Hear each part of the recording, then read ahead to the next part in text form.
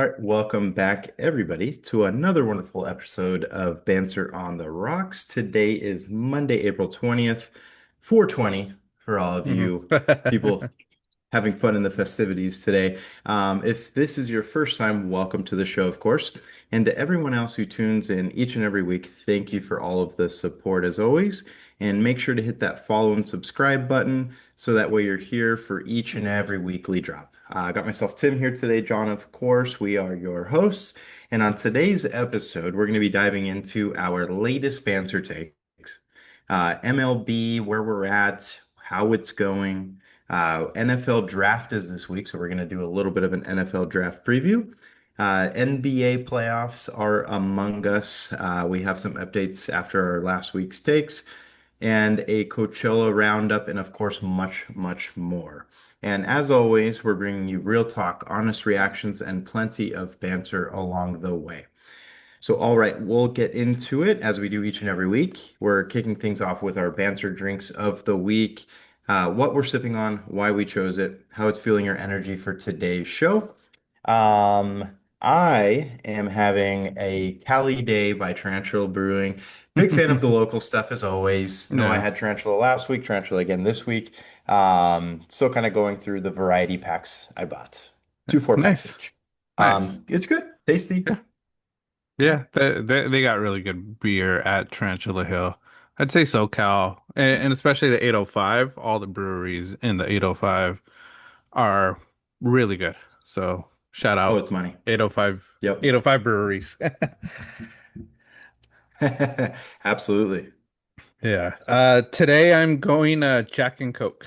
Been doing a lot of moving. You guys can see behind me, everything's getting emptier, patching up holes around the house. So needed a little pick me up. So some Jack and Coke is doing the job. So it's helping out. There you go. Excellent. Yeah, The great go-to, John. it always is. Clears the soul after a long day of hard work. It does. It does. It helps you relax, loosen up. But those are our drinks of the week, and we'll go into our first segment that we normally don't mention, but we still talk about the Wolfpack check-in. Um, week Oh, of yes.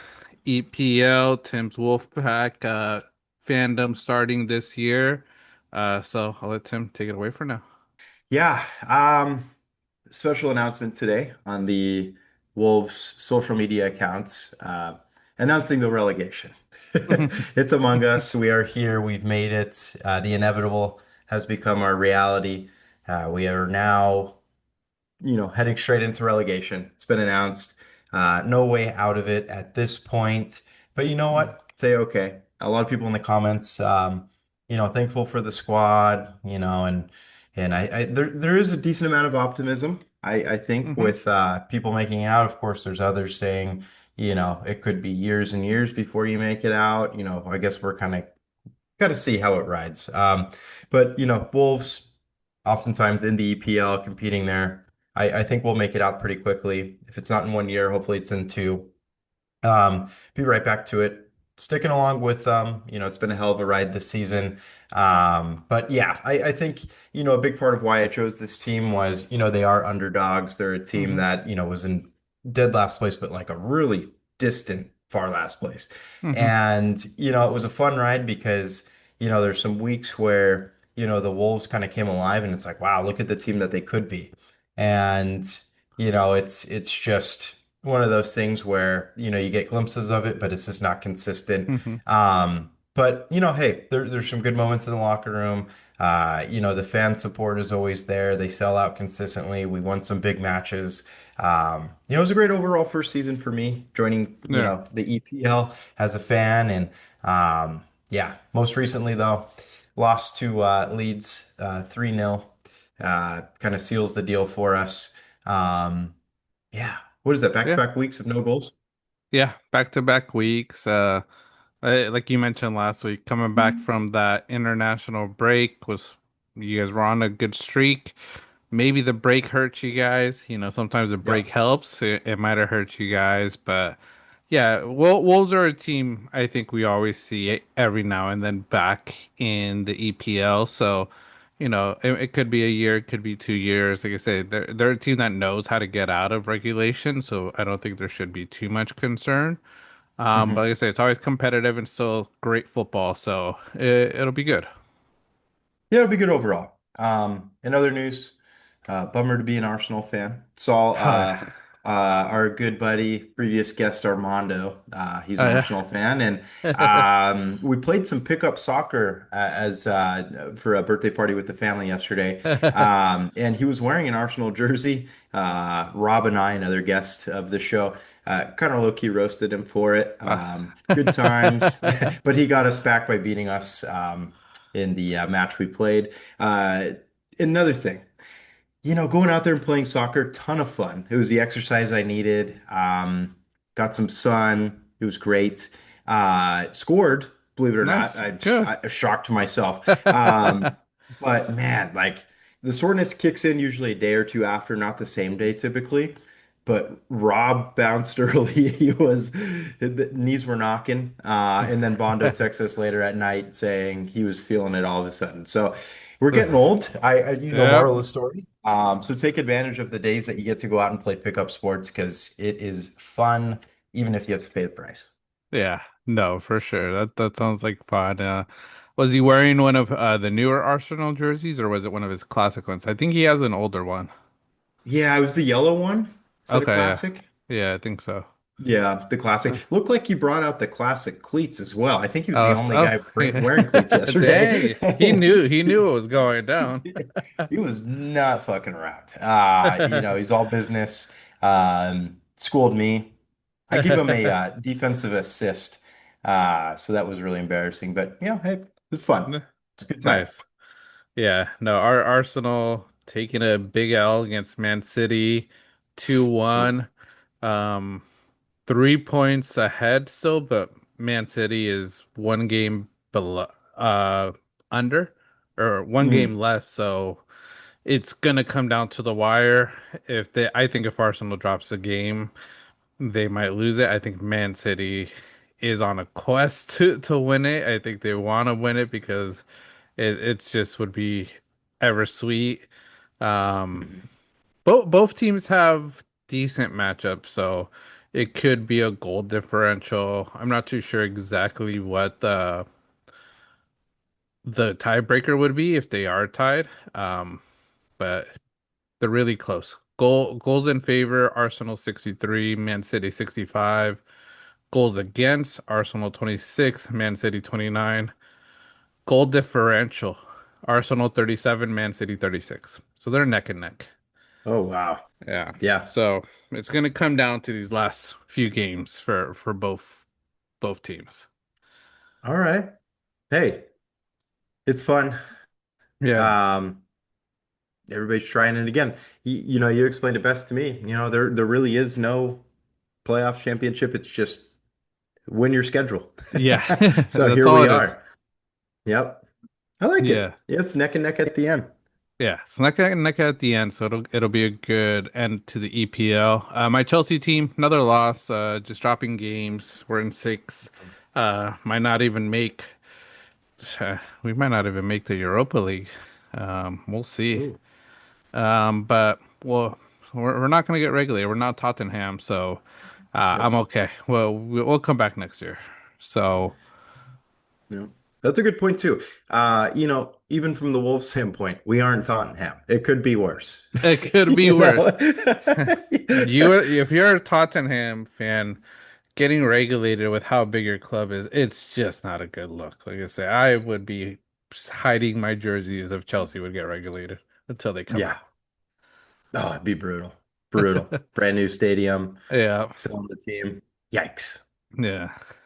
But yeah, that's the Wolfpack check-in. Like I said, we'll continue discussing soccer. It's getting closer to the end of the EPL, and then we're getting closer to the World Cup.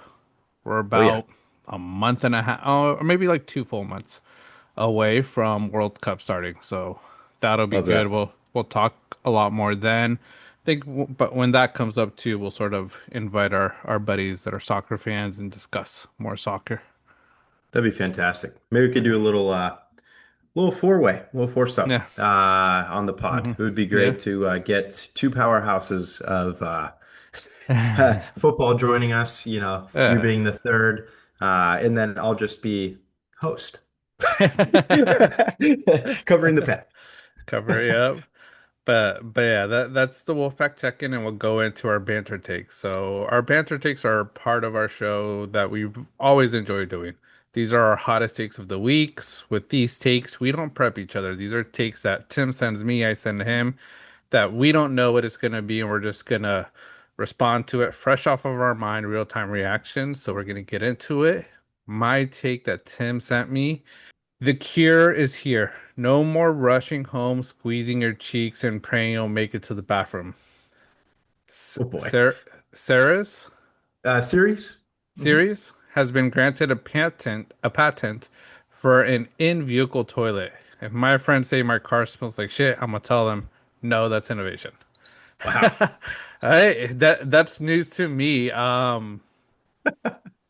I honestly, that is a problem a lot of people have. Oh Let's yeah. be honest. If you say you've never had that issue, I call cap, and you're just whacked for not wanting to tell the truth. Yep. How this patent will work, I don't even think it'll smell. I truly think Saris will find a way to not let it smell. Mhm. In the way I've seen like futuristic movies, they use junk, almost like Back to the Future.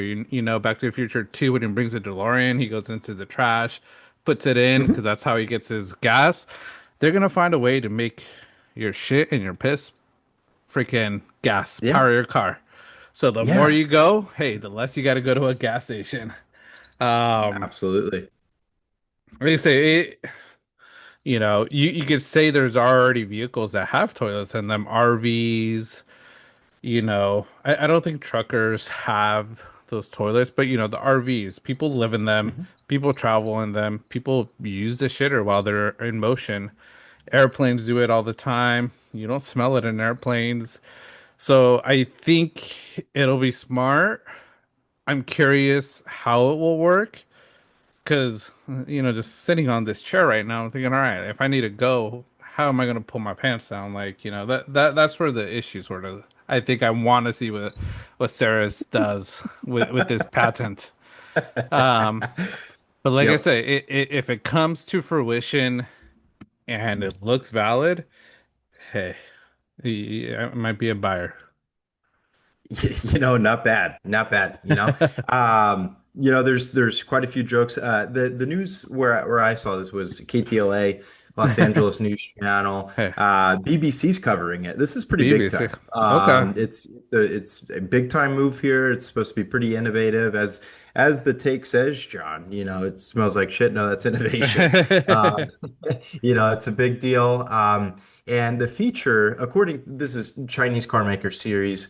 The feature is meant to satisfy users' toilet needs on long journeys while camping or while staying in the car. Hmm. And you bring up a very good point because there's quite a few commenters on the article talking about the ability to maybe produce your gas into actual gas Hmm. and fuel the car. And I don't know if we're there yet, but it's a valid question, Hmm. valid topic of concern. As you mentioned, we've seen Robin Big back in the day using Hmm. vegetable oil, driving up to a McDonald's, hey, you got any extra? Fill the car up with it. People are trying to innovate where they can use water for it. Yeah. So, hey, this is all big deal stuff. And these cars are packed with tons of other entertainment features. It's Hmm. going to have built-in massage seats, Ooh. karaoke systems. Pretty sick. Sounds like Cash Cab to me. Yeah. And a fridge, which is that's perfect. Yeah. Literally sounds like you could probably live in this car. So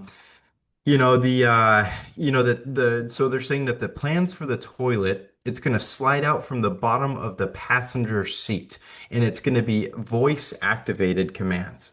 So do you say, you name your car maybe something, and then you say, hey, bring out the toilet, ready to go. Okay. And it's time for business, wheels itself on out, and then it's supposed to have a heating element to heat everything up, dry Hmm. everything out, to limit the smells and odors, manual waste. I know this is a really pleasant topic to talk about, but hey, first we're ever seeing of something like this or people trying to approach it. Of course, there's tons of funny jokes, cops coming up, hey, do you know why I pulled you over? Sorry, after I was wiping, in between lanes. Yeah. You know, I I yeah. will imagine you don't have to wipe. I imagine it'll be that like little bidet. If China's making Oh it, yeah, they're the ones that have mastered that and how to clean you without using toilet paper. Uh, absolutely. Absolutely. I don't know if you ever saw the South Park episode about that, the bidets. I don't think so. I need to though. You should watch it. It's hilarious. Um, Love that. doctors in America may not be happy about that, but South Park says it. I believe.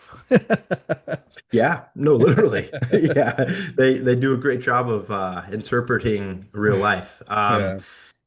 Yeah, no, it's certainly something. Kind of cued my curiosity Hmm. to, like, is this actually going to move through? Are we going to bring it to the States? Is it going to Hmm. remain in China?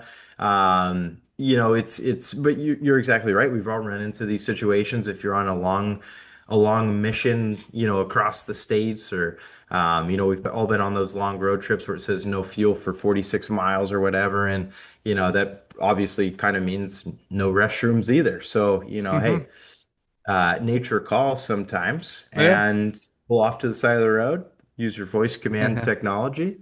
Just hope your windows are tinted because or else somebody's going to be looking over and it's Oh going to be a yeah. little. Yeah, and if you think about it, like your example with like 46 miles to the next gas station, nothing in the road, especially like Mhm. coming from San Fran down south, if you take that back, what is it, the five? There's like absolutely nothing other than farmland for so long. Yeah. And it's like, hey, you might eat that gas station burrito that just isn't hitting well. Hmm. If you stop, get out, and try to do your business, and a cop passes by, you're getting tickets. You're gonna get public. You're gonna get Yeah. arrested for public, indecency or whatever it is.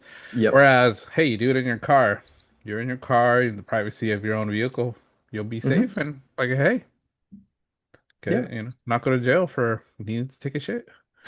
Yeah, I would just if I had that car, I just came, straight off the Hmm. brain here. I think Jarvis, just follow Iron Man. Yeah. Jarvis, tint the windows. Jarvis, toilet please. uh, It's so fitting to have that name with voice uh, command technology. I do see here in this article on BBC, they do say in the 1950s a special version of the Rolls-Royce Wraith included a built-in television set and a toilet beneath the passenger seat. I don't know how many of those were made. Did they streamline it? Did they have heating elements? hmm Doubt it. Um, this sounds far more innovative. Great for the 1950s, though. hmm I'm sure the toilet was either made of pure gold metal or tin of some sort hmm back in those days. But yeah, no, they're just trying to stand out. And I honestly, this is a way to do it. This Yeah. Chinese company series. Yeah. It looks cool. Looking at the cars, just the Series 5, what they have. Mhm. Pretty nice car. It is nice. Electric, you know. I'm Yeah, curious to see more. But absolutely. I think the one place they have to go test it out, um, in Las Vegas, what is it? Why am I blanking on the name? I was gonna say CNET, but it's not CNET. What's the convention in Las Vegas that we always talk about? Trying to get the invite. Mm. Why am I The blanking? tech convention, right? Yeah. I don't know I why I forget. said uh, I don't know why I said Cena. It's not Cena. It is CES, close. CES. CES. CES. Hmm. Yeah. So I think that's the one place once they're ready to test it out and even have actual people taking it out on the Las Vegas Strip, taking a Hmm. taking a dump or whatever they have to do in the middle of the strip and come back. Yep, absolutely. And then you get that guy. I don't know if I think I've sent you the video, John. The guy that raps when people are getting arrested. Like, oh, you going to jail? I don't know if Oh you've yeah. seen that one. I love that guy. He's hilarious. If he sees somebody in this car, oh, he's taking a shit, and he can make a rap out of it. That would be hilarious. That'd be good. Good stuff. Good stuff. Oh, another thing worth mentioning. It comes with an exhaust fan and exhaust pipe. So Okay. aerate. It will aerate. Yeah, that's good. Yeah, Yeah. so you know, I think it's an actual thing that happens. Like I say, I've seen TikTok videos of people pretty much shitting their pants in the middle of the road because they can't hold it trying to get home. So like I say, you could be 2 minutes away from home, but you're gonna hit when the universe for some reason always knows when you gotta take a shit, gonna give you all the red lights. It's gonna give Oh you the yeah. slowest car in front of you. And it's even gonna be like that one time, there's like animals crossing the road, and it's like, dude, you could say you don't like squirrels. When they cross the road, you stop most of the time. If you don't stop, Oh you're yeah. just not you're not a human being. No, you If are you run not. them Yeah. over. But if you have to take a shit, I can see why. Absolutely. Yeah. And then you're going to get stuck behind those crosswalks that have 30 seconds because it's a big intersection. Yeah. And people are just going to appear like NPCs and come out of nowhere. And of course, Yeah. just appear at the stoplight, hog up all the time. So uh, never works out your way. yeah. And this will kind of seal the deal and, Hmm. you know, panic no Yeah. more. Panic no more. Yeah, it'll be a great solution. So I'm curious to see what we'll see where else Sears comes with this patent and their cars. And like I say, CES, you guys got to reach out, especially with this news coming out right now. Get on it Yep. before other people, other conventions do. Be the first. Absolutely. Yeah. No, 100%. And series or CES, if you guys want to hit us up, we'll bring ideas. Hmm. If you want to be, unique, we'll make your No, car unique. we will. We are an endless list uh, kind of podcast here. Like we will come up with yeah, the ideas. yeah. Be great. I'm already thinking You, Star Wars battles, you know what would be so good lightsabers. with this with Sears going to CES? Hmm. Open up all the buffets. Ah, yeah. You'll have Now we're a talking. line full of people testing that out. Yes, please. That'd be fantastic. Get them back into the buffets, get them into the series Yeah. vehicles, see how they do, and then they can rate the Hmm. buffets based off of their experience in the Yeah. series Yeah. minivans. Yeah. Um, would be a dream. At the same time, let's get Mike McCarthy Oh to yeah. join us, and we can do some buffet reviews. Yeah. Yep. Yeah. Yeah, That'll be we'll good. we'll come up with the name of like, will the buttons hold at the buffet? Yeah. And we'll just, undersize a Yeah. shirt and see who pops the first button, and then you Yeah. lose. Or you Yeah. could win, actually. You'd win if you eat more. So, Yeah. be fun stuff. See, we're endless. That's just off the Yeah. dome for us. Yeah. Um, Good stuff, series. I Good like where you're stuff. going. Yeah. Yep. Serious. Like I said, we'll keep an eye on it. We'll see how that goes. Yep. Totally. All right. YouTube won Coachella this weekend, no question. We're talking 40 plus million viewers in a single weekend, and they monetized all of it. If you watched for free, you saw ads. If you didn't want ads, you paid for premium. Either way, YouTube got paid. So now the real question is, will any streaming audience go free with ads just to compete and try to take over something like Coachella? Because if you don't, YouTube already owns live streaming. Exactly right. Yeah, no, they absolutely dominated. I feel like it was really innovative. This weekend, I didn't have really much time to watch Coachella, but last Hmm. weekend, I was really shocked at like, John, you put it in the title, Hmm. Coachella. It's the real deal. Like it Hmm. feels like it's really interactive. The way that they film it is fantastic. Like it's kind of like the Super Bowls of concerts Hmm. where, you have a bunch of different acts. You can kind of choose your way through them. Hmm. It's very theatrical, and it's just a one-stop shop for it. And great overall experience. You don't have to deal with, the food prices. We'll get into Hmm. those. You don't have to deal with, I've seen plenty of videos about those showers going on at Coachella. Yeah. There's just, and just the crowds and the Hmm. traffic. If, it would be a absolute blast of an event to attend. But if you can't, this is the perfect consolation, the way that Hmm. they have it all broadcasted. So I completely agree. And then YouTube did a fantastic job of all of this. And then you get free advertising from Bieber. He's Hmm. going up on stage, he's searching through YouTube. Hmm. And, I read a little bit more into it. And like, if you really, know Bieber, know what he's kind of about, Hmm. like YouTube is where he got his big Yeah. break. He was kind of discovered there. He blew up there. I remember when, his first music was coming out and just the insane views he was getting, setting records. And then Baby was Hmm. what it achieved, the most disliked video of Yeah. all time. And that's just pure haters, but still the views were insane.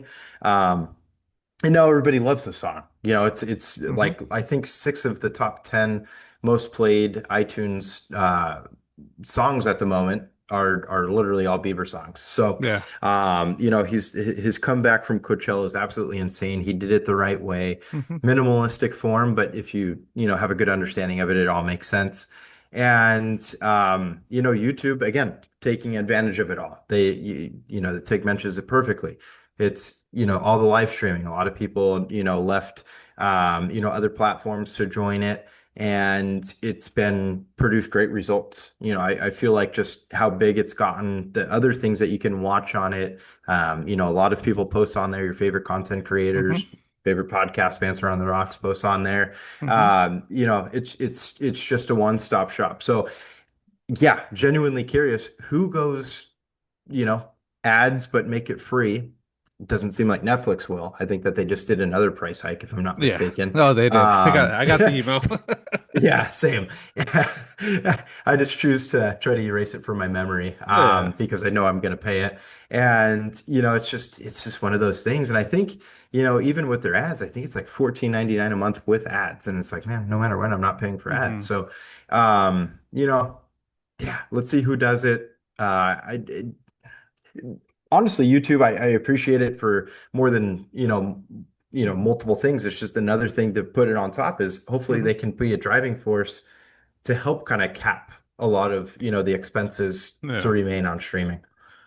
Yeah, no, I think they will. I don't know who will ever take over this because I'm trying to think like every streaming service now. Before the value of streaming was there was no ads. Netflix, Hmm. everything, no ads. You paid for it, you got your movies, you got your TV shows. But now it's like they've all created these ads, and now it's like, oh, you want no ads? Well, you're already paying $25. Pay an extra 15, you'll get no ads. And it's like, come on, you guys, like you're taking away of what made streaming service. So I think what YouTube is doing is genius, or they've been doing it for a long time. Hmm. YouTube Premium, I don't know exactly when that started. I know YouTube has YouTube TV, but it's totally different, I think, from YouTube. Hmm. But what they did this weekend, I was looking at the numbers, and like I say, I was watching both weekends of Coachella, and it was awesome. The production, I don't know if it's YouTube doing that production, if it's YouTube in collaboration with Golden Voice and Coachella doing the production, but the videos were great. All the live streaming was good. It wasn't just like an angle of just one thing. It had multiple angles. At times there were some that I saw like drone footage, going Yep. through the crowd, going in the air. Like it was perfect TV for Coachella. And like I say, all the big moments in Coachella, you saw them on YouTube. So who's gonna try to compete with that? I think someone should try to sort of see because still make money. Like I say, a lot of people probably paid for YouTube Premium because they didn't want to deal with the ads during Coachella. They didn't want uh, a break during Justin Bieber's song because those 3 minutes could be a special person coming out to sing a song. Could have been that Billie Eilish moment this past week where you missed it because it had to go into its ad. So it's like people paid for premium. Are they going to cancel it? Yes. A lot of people will. Some people may forget and get charged for 2 months before they cancel. But like I say, but Hmm. you're giving that option that you could watch this for free, but you're gonna have to go through a lot of ads. You aren't gonna be able to skip everything, or pay money, get it for free. I think one Hmm. streaming service should compete, because if you do, you might be able to take over Coachella or take over other music festival weekends, Stagecoach, EDC, Ultra, Lollapalooza, all these other ones. Like I say, I think it's all YouTube exclusives, but man, start putting it out there, and then Golden Voice will be like, all right, YouTube, you know, HBO, who's gonna pay me more to get the streaming, to get these rights of this video? You know, Hmm. one of them's gonna pay a lot more money because it's gonna give them the views. It's gonna put them out there. So it, we'll see what happens. But yeah, YouTube won this weekend. Uh, I saw it with ads. I wasn't ready to pay for premium yet. I don't know what premium really does, so I'll see. Like I said, we're part of YouTube, you could say, because we always put all our videos out on YouTube, so a big supporter of them. But like I said, it'll open up other venues, because if, say, I'm gonna go a different one, Peacock ends up being free and ads, you could start having videos like, podcasters going on Peacock because like, hey, we're giving our video out for free, but there's just ads. And Hmm. it's like, and if they pay, then we get like, a portion or whatever, however that monetization goes. But it's like you open up a whole new avenue and whole new revenue for you. Because like I said, nobody's competing with YouTube because nobody wants to do it for free. Yeah, exactly right. Yeah, no, it's the way that they have, their views paid out, just their whole deal. Hmm. It's what's made YouTube so incredibly successful for years and Hmm. years, a couple decades now. And, kind of like before mentioned, leaving other streaming platforms to go join them, it just makes more monetary sense. And, the driving force behind it is higher viewership, bigger audience, and a lot of folks just, willing to still watch a video regardless of the ads. I Hmm. feel like I have found myself, willing to sit through ads on YouTube more than anywhere else. Hmm. TikTok, I swipe right through them because you can. But, if it's a really interesting video, something I want to watch, yeah, I'm going to stay tuned, stick with it. And it's kind of, rare to say these days. So yeah, YouTube's got it down pat. How long have they been broadcasting Coachella the way they've done it this year? Um, I know it was here. It was around last year. I can't remember if it was the year before that too. Okay. Because it seems like, it still seems fresh, Hmm. even if they did it last year and, maybe even the year before. Hmm. This it's a great product. I think it's just a great way to continue to watch it Hmm. because, things like EDC, you don't, maybe you get it through like somebody live streaming themselves on a personal Hmm. channel, but you don't really get it like this. So Yeah. I think it's fascinating. It Yeah. literally feels like Super Yeah. Bowl of music. And I think EDC does it with YouTube now too. I think they did Do it they? last Okay, year as well. So, like great. I say, it's something I think we're gonna start seeing more. So that's what I'm saying. Like the market is out there for these concerts, these events to be live streaming. Because I think the one I watch a lot is the one in Europe. Um Not EDC. What's the one? Tomorrowland. That Marlon. one, I Yeah. think they live stream that one too, and that's one I like to watch because, like I say, I think bucket list. That's my number one music festival to go to. But like Hmm. I say, there's a market out there for it. But like I say, all these companies, they're not gonna go to Netflix to partner. They're not gonna go to Amazon to partner because it's like for people to watch it, they already have to pay a subscription fee. And what's Hmm. so great about YouTube is like people can watch it for free and you get so many eyes. You're getting a lot of recognition, which, like I say, when it's awesome events like this, people are going to want to go next year. So you're going to be able to up your ticket prices. These Hmm. artists, too, it's like they're putting on an awesome show that everybody can see for free. People are going to want to partnership, collab with them. Their next concert's going to get great revenue because it's fresh in their memory of like how awesome they were. at, Hmm. Coachella, EDC, whatever it is. So, like I say, it makes sense, and I think a streaming service has to try to compete because, like I say, YouTube does great, but I think there should be more competition in that type of setting. Yeah. No, I completely agree. You mentioned, somebody like Peacock. Hmm. It's an NBC owned Hmm. platform, correct? And when you go on their website, they kind of give you the option to almost like browse like kind of like a cable television style Hmm. where, it's like different channels, what's on at certain hours. And, I kind of like that feature of it. And it feels like, maybe that service might have a good chance at Hmm. doing it because with others, I guess they're kind of getting there here and there, but Hmm. yeah, I don't know. It just kind of depends on like who can kind of be a little bit more innovative and kind of Hmm. create, I don't know, a certain section for, live concerts, an easy way to play it back if you miss it. Yeah. But again, you're still forking over money for it. And what's Mhm. great about YouTube is you can go subscribe to literally anything or anybody and no cost to you. So, Yeah. of course, some creators make, paywalls on certain videos and stuff, and that'll happen. But for the most part, everybody, just has it open. Hmm. You can go Yeah. watch it, just face through um, the ads of it all. Yeah. Yeah, Yeah. Yeah. So we'll see. Because like one thing I'm looking at right now, just how Netflix podcasts are doing, because a lot of podcasters went yeah. from YouTube where there was for free to signing a contract with Netflix. So, um, seems like they aren't getting the same amount of views. But like I say, the big thing is, they're getting that contract, you know. It's all there. Whereas with YouTube, you have to rely on your loyal fans to continue watching, continue supporting.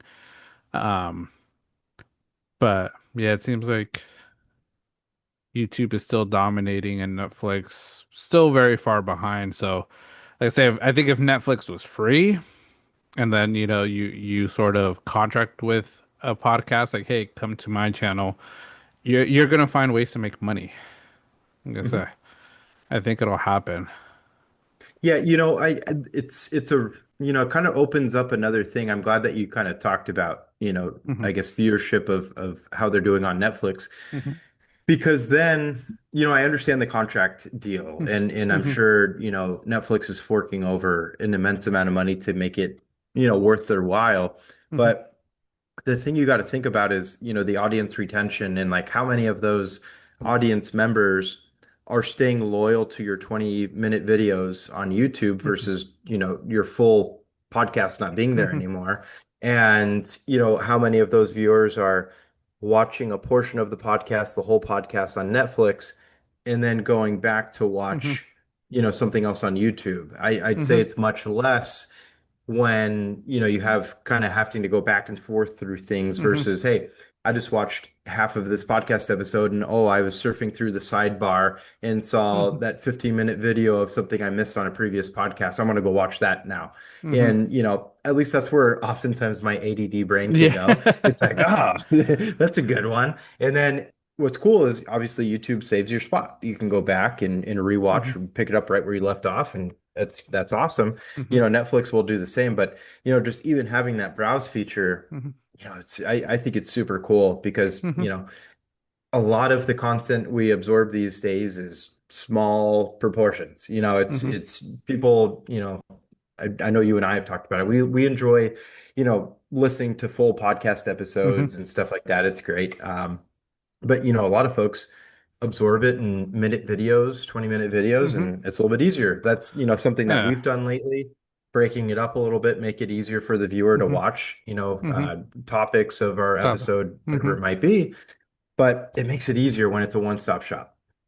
Hmm. It does. So, like I say, it seems like it's still Netflix in the early stages with podcasting. But Mhm. like I say, I think whichever streaming service, because I don't think there will ever be another YouTube. I think Twitch is the next closest, but that's sort of dedicated to gaming, Yep. and more things. But like I say, podcasting, talking, it's gonna be YouTube. I don't think there's anybody competing with it. Spotify, I think, is getting up there with some of their video podcasting, but like I say, audio, you could post on YouTube, be exclusive to YouTube, but still be posting on every other single platform. Like I say, we Hmm. post mainly on YouTube, but we're also podcasting. Our podcast is on Spotify, Apple Music, Amazon Music. Hmm. Like I say, we're everywhere as well. But like I say, our main go-to with the video is YouTube. So Hmm. I think whoever decides to go free and then offer paid ads, and like I say, make it make it hard for some people to get through the ads to watch a movie. They're gonna want to pay for the premium. Hmm. Because, like I say, if YouTube was providing me movies and I was trying to watch, Interstellar, and it was always just giving me an ad for like 3 minutes, and I'd be like, "Nah, Hmm. I'm paying for that premium." I'm like, I want to watch the whole thing, un untouched with ads. So, Yep.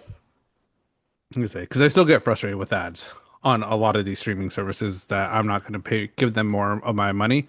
Because, like I say, I started without ads. It sucks that they had to take them away, or without ads, and now they added them.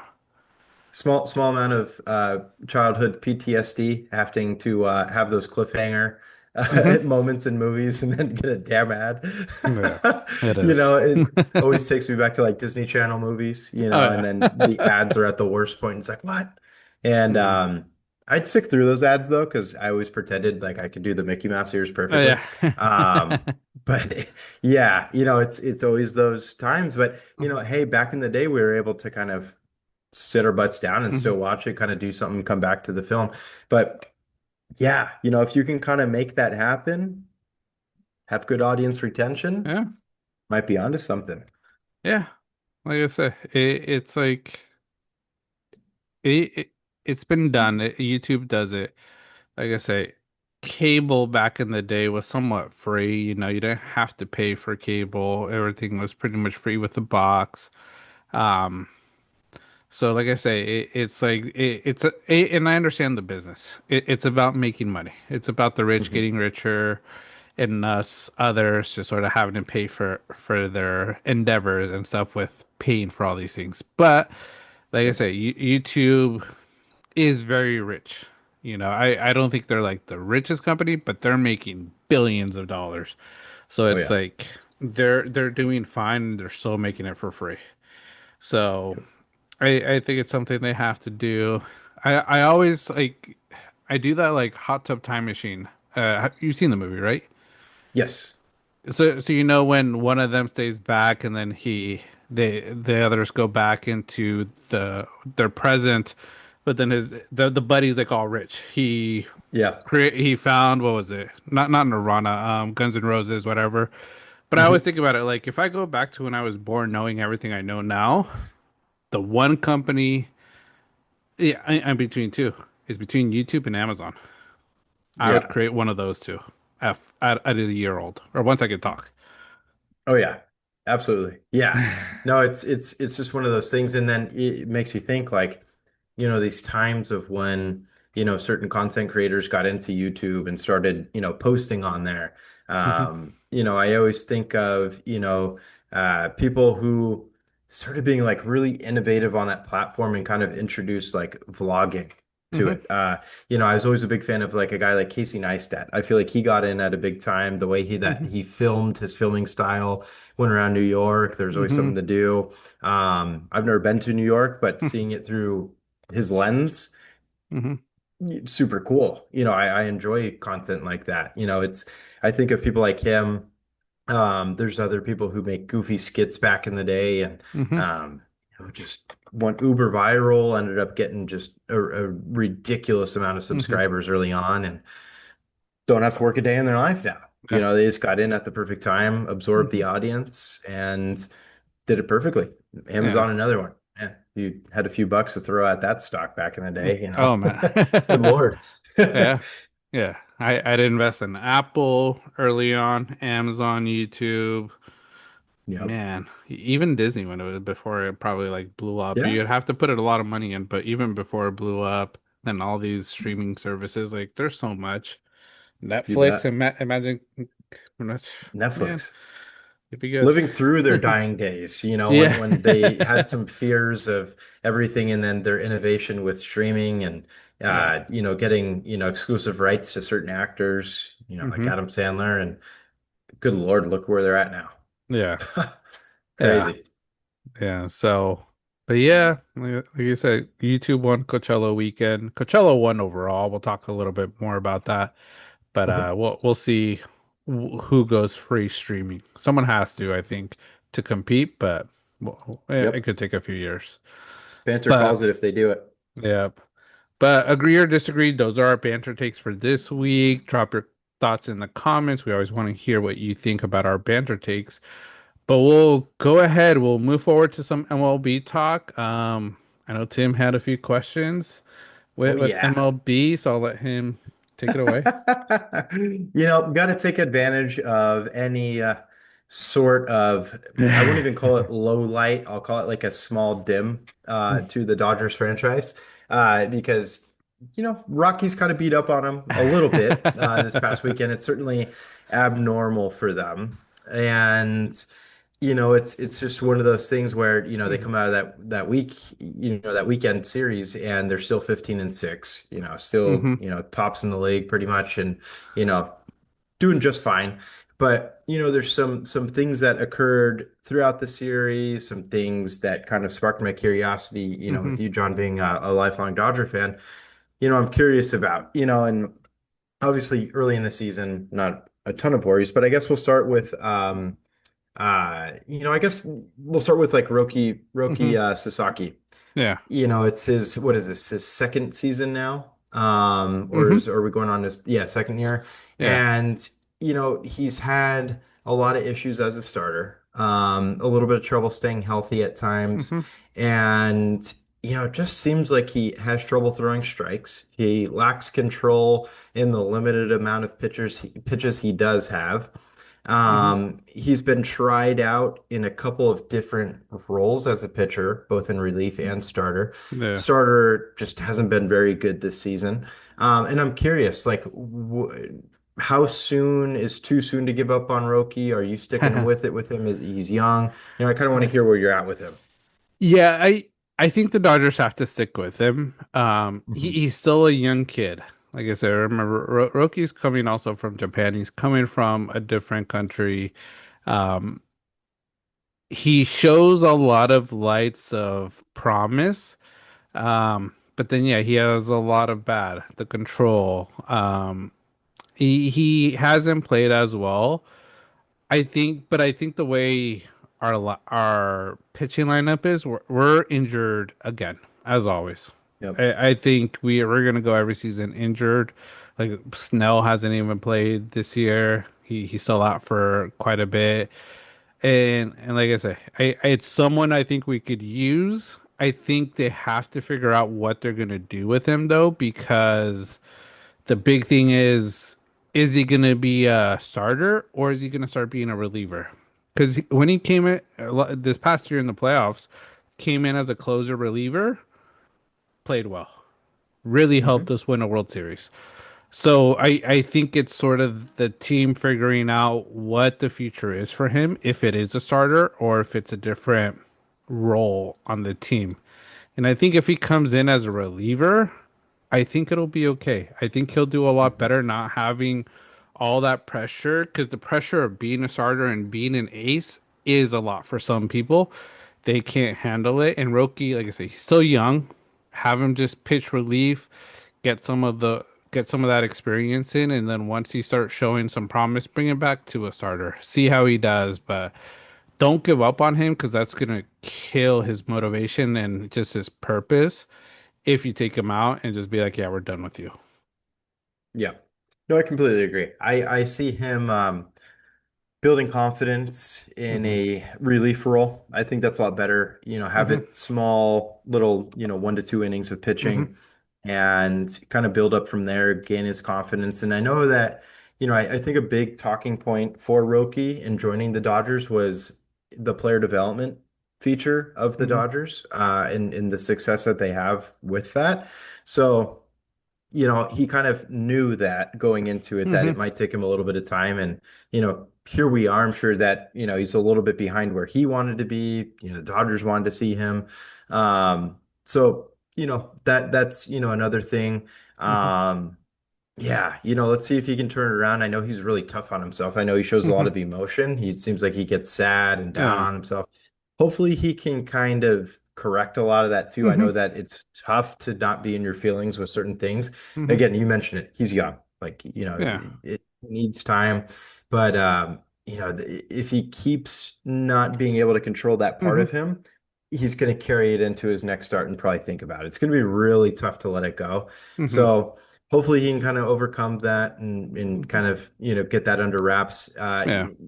That leading into it, John, I sent you the clip. Dalton Rushing, backup catcher for the Dodgers, had some comments regarding the Rockies' first pitch hitting, their eagerness at the plate, and kind of taking advantage of those first pitches.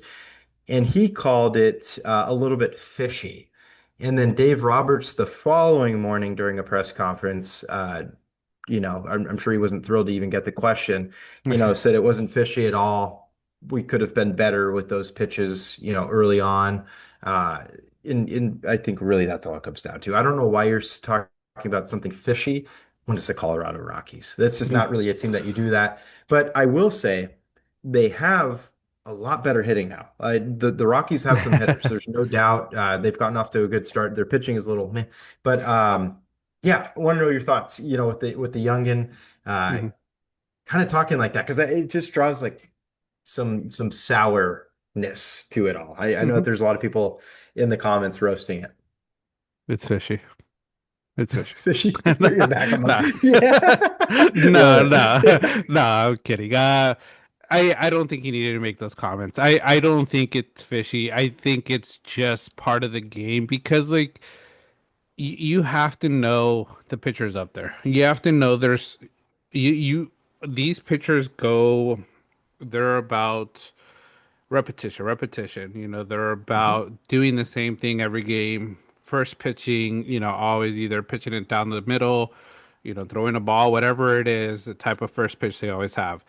And you'll start seeing a pattern. So I think what happened is Colorado just got very lucky guessing exactly what these first pitches were. They Mhm. knew the tendencies, they knew what percentage high pitch first pitch was, and they just kept on hitting it on the dot. Colorado should go to Mhm. Las Vegas right now to make some bets because they did really well against the Dodgers. Yep. Rushing, does it seem suspicious? Probably. Could it look suspicious? Yeah, but it isn't. It's part of the game, and I think that's why I enjoy baseball so much because we are one of the top paying baseball teams, and we have bad weeks like this.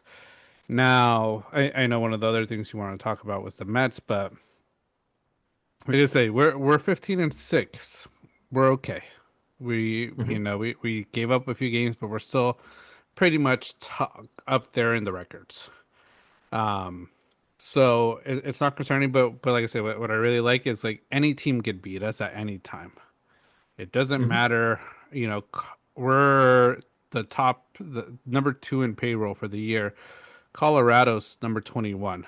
We're tripling almost their payroll.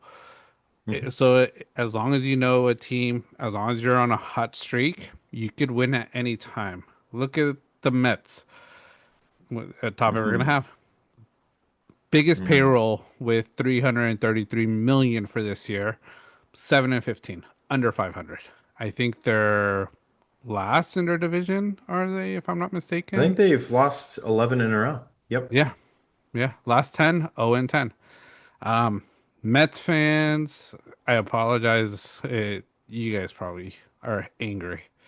A lot Oh of yeah. they made a lot of mistakes of who they let go. They've signed a lot of players that aren't panning out perfectly, but that's baseball. Like I said, you can't say the Mets have lost 10 games because there's been fishy games against them, people getting hits off of them.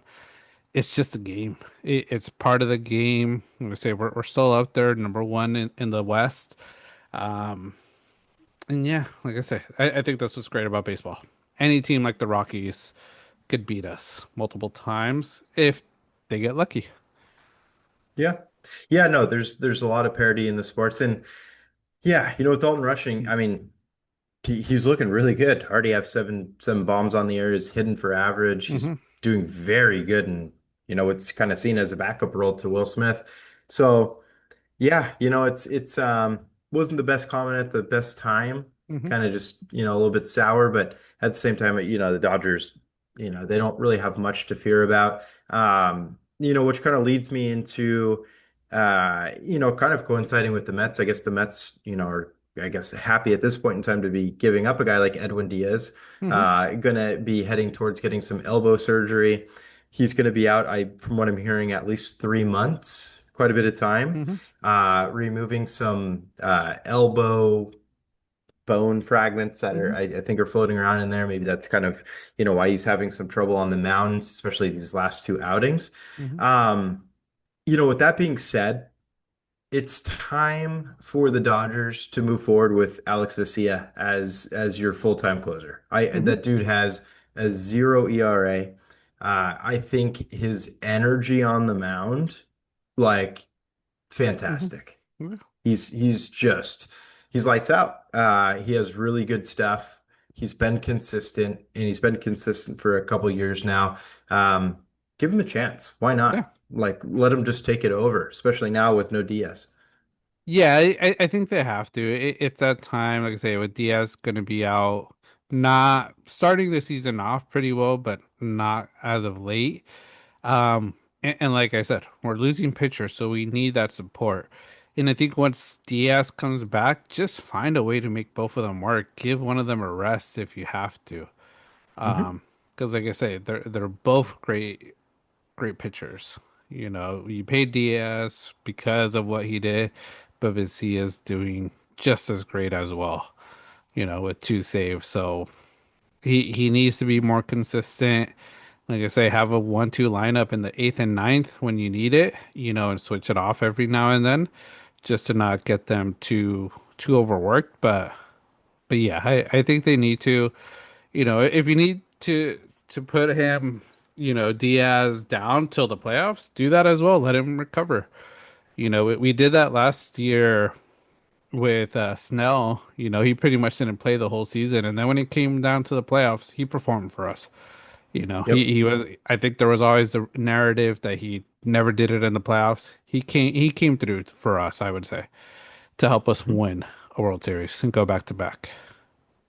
Absolutely. Yeah, no, it's even in the absence of Diaz, why not even try to create a rotation of, Vesia, and why not even give Sasaki, Hmm. a closing chance here and there, Hmm. if you want him in relief. Yeah. It's just you got to test the waters at these points, and the Dodgers are certainly in a position to kind of do that. Hmm. Yeah, why not at this Yeah. point? So, Yeah. yeah, I guess we'll see. Yeah. Imagine, because like I say, Yamamoto could go good 7, 8 innings on a good Oh, day. easy. You Hmm. know, Glasnow could also go a good 6, 7 innings on a good day. Hmm. Snell, same thing. If he's having a good day, 6, 7. You know, Sasaki comes in the 7, Visia 8, Diaz 9. You got Yeah. 3 innings of pitchers nobody wants to face that late in the Yeah. game. It's like when it comes to playoffs, if we could keep everybody healthy, we just got to find that fourth starter to sort of help us. But with 3 starters and that closing, lineup, man, like I say, it's a dangerous team. But like I say, but it's also depends on the bats. Bats are always gonna come be the big talk. But like I say, I think we're doing well. And other teams, if they're just on a hot streak, you got to be careful. Colorado could be making a run. Um, what's another team I saw doing pretty well? Angels have been playing somewhat decent that I've seen a few of their games. Mike Trout Braves. Yep. getting back to it. The Oh Braves. man. Yeah, Mike Trout, that Yankees series, 5 bombs throughout the Yeah, series, home run every game. yeah. It's the Trout of old. Yeah. It's incredible to watch. Yeah. Athletics are up there. Yep. Detroit's still doing well. Pittsburgh started off the season bad, but they've made a comeback. Like I said, there's so many good teams that it's crazy, Yankees are always in the conversation. Red Sox I think are a bit of a disappointment, a team that we would want to see up there. The Mets, and then let's talk about your team a little bit, Tim. Giants. Oh boy. What's going on with them? Ah, man. You know what? We did have the worst record in baseball. And then lately, we've slightly turned it around a bit. I am happy about that. Uh, this season, again, I just have a feeling it's going to be a complete snooze fest. We're going to end up going 500 or less, and just pretty much just teetering on that all season long. It just seems to be the Giants' way the last few seasons. There is a lot of people super down on the skipper position with Hmm. us. Not a lot of people are liking Vitello. Can't really blame them because we're off to a start that isn't great. That seems like there's been a lot more of fighting amongst teammates than we've seen in previous years. Hmm. Chapman getting after some teammates. Devers has looked really frustrated at times because he's not hitting the ball that well. Um, yeah, just, there's a lot of teams, a lot of our players aren't really adding up to, what we'd Hmm. hope. But there is time to turn around. I don't know how great it's ever going to look. I mean, when your top home run hitter has currently 3 home runs, Willie Adames, it's rough to look at. Pitching typically is our strong suit, and pitching has been good with Landon Root Hmm. and Robbie Ray. They've both looked, really strong. So, at least we got that going for us. Yeah, it's lackluster. You can hear it in my voice. I don't have a whole lot to say about my Giants. It's just kind of boring. I like Yeah. I hate to say it. It's a boring team, John. It really is. It's been a little disappointing. I think they needed a better off season to maybe have a chance. I think there were a lot of players you Mhm. discussed that you guys just missed on. They didn't even get the chance to bring them in. And yeah, like I say, I hear rumblings, manager probably not the fit for you guys. Uh, you think it's a one and done? Yep. I don't because I think that Buster Posey has close connections to Vitello, and I think that he'll probably give him at least 2 seasons. If Hmm. it doesn't get better next year, and let's just say that, the Dodgers win one side of these next 2 years again, Hmm. Giants fans are going to be at the, Buster Posey's office screaming for a change again. And then at that point, I think you just have to look at a lot of the roster Hmm. and kind of wipe it clean. Yeah. It's just blah. The catching position's been a real issue for us. You have a guy, Daniel Susak, he's playing a Hmm. lot better than technically our starting catcher, who is Patrick Bailey. Patrick Bailey mainly plays for his defensive standpoint, but it's a Hmm. position where we need to do something about Patrick Bailey, drop him, get rid of him, create a roster spot for somebody else because, we just have too much of that hanging around and we just don't have time for it. Arias, good addition. He's hitting right where, he typically does, over 300. Jung Hoo Lee really hasn't amounted to Hmm. what we had ever hoped. Um, I don't know how much time we want to give him. He's had some Hmm. injuries. Um, Not really seeing the pop out of Devers this year either. Chapman's hitting for a good average this year, Hmm. but I don't think he's going to keep it up that long, to be honest with you. I don't know. Like I said, it's just a boring team. Hmm.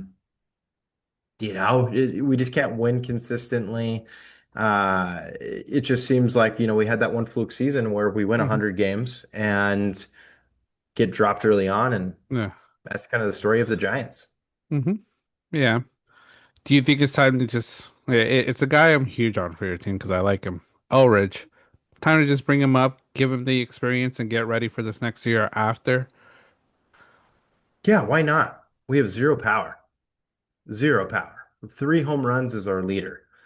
That's downright pathetic. And we've had enough away games that we should be hitting for more home runs, Hmm. than three. Like you can't even use, our ballpark to an excuse, which we shouldn't when you have a guy like Barry Bonds. I know Barry Bonds is a unicorn hitting 73, having that as his home field. The weather hasn't Mhm. changed. It's always been the same. I just, yeah, I don't know. Bring him up. Why not? Yeah. Why not? And Yeah. then, we have another good power hitter. He's an outfielder, and they draw comparisons to him. I'm blanking on his name right now. But they draw comparisons to Barry Bonds with his power, his swing, how Mhm. smooth it is, and just the pop off his bat. Why not just call them both up? Because Mhm. one thing I'm sick and tired of is wasted talent with the Giants because of like what we did with Marco Luciano. Mhm. Like, now he's a Yankee. We just never even gave him time to have Yeah. a shot in the pros. So, I don't know. Yeah. Boring. Yeah. He talked Dodgers had to bring him up because I knew Yeah, that's what no, sort of the answer was. valid. I've paid more attention to the Warriors and Niners offseason than the Yeah. Giants lately. Just kind of bleh. Yeah. But as of right now, baseball's still pretty good. Very interesting. A lot of it's still early on that some of the teams you don't think are, up there in their division, they're up there. Hmm. So you'll start seeing some separation within the next few months. But like I say, baseball's a long season, so good way to start. Like I say, Dodgers, we just need pitching to get healthy, and I think we'll be okay. And I think we'll make another deep run. But like I say, it's never guaranteed. So we'll see what happens. Absolutely. Yeah. I'm going to be going to the Dodgers Cubs this Saturday. Planning on Hmm. doing some food reviews, of course. Okay. I think I will try to tackle the is it a 2 foot dog? I think so. Probably get roasted. Give it a go though. Yeah, Might try one of their, they have a habanero michelada, yeah, some quesadilla, I think yeah, is a new yeah. addition. They've done good. I think last time Mhm. I went to a Dodger game, the highlight was like a Carl's Jr. burger. So, hey, props to you, Dodger Stadium. You guys are doing a good job. Yeah, yeah, no, that'll be fun. But yeah, that Absolutely. that's baseball. We'll go to the NFL draft. NFL draft is this week, so we have a couple questions. There And you we'll go. start with just our teams. Like, who do you want your team to draft, Tim? You guys are, let me see what pick. 27. 27. Yeah, 27. Um, I hope we go wide receiver. You're gonna go wide. Shout out us. I feel like before I get into that, we're having a really good offseason. Really Hmm. good offseason. Re-signed Trent Taylor this morning. Hmm. 2 years, 50 million, worth every penny in my opinion. Jimbo texted me early this morning. He was just as stoked. We need him on our O-line. We also need him as a good locker room presence. He's an amazing veteran. Hmm. Swag galore. Teammates love him. We need him. Drake Greenlaw coming back, signing of Mike Evans, signing of Christian Kirk. Man, we just really stacked up where we needed to. So shout out our front office with John Lynch at the helm and Hmm. the development there. We're having a fantastic offseason. So with Hmm. that being said, I'd like for us to go with another wide receiver. I don't feel like we can ever have enough of them because we're so close to a power plant that electrifies our ligaments and Hmm. allows it to tear Hmm. easily. So um, I really like the prospects of we're closely tied, I guess, with Casey Concepcion.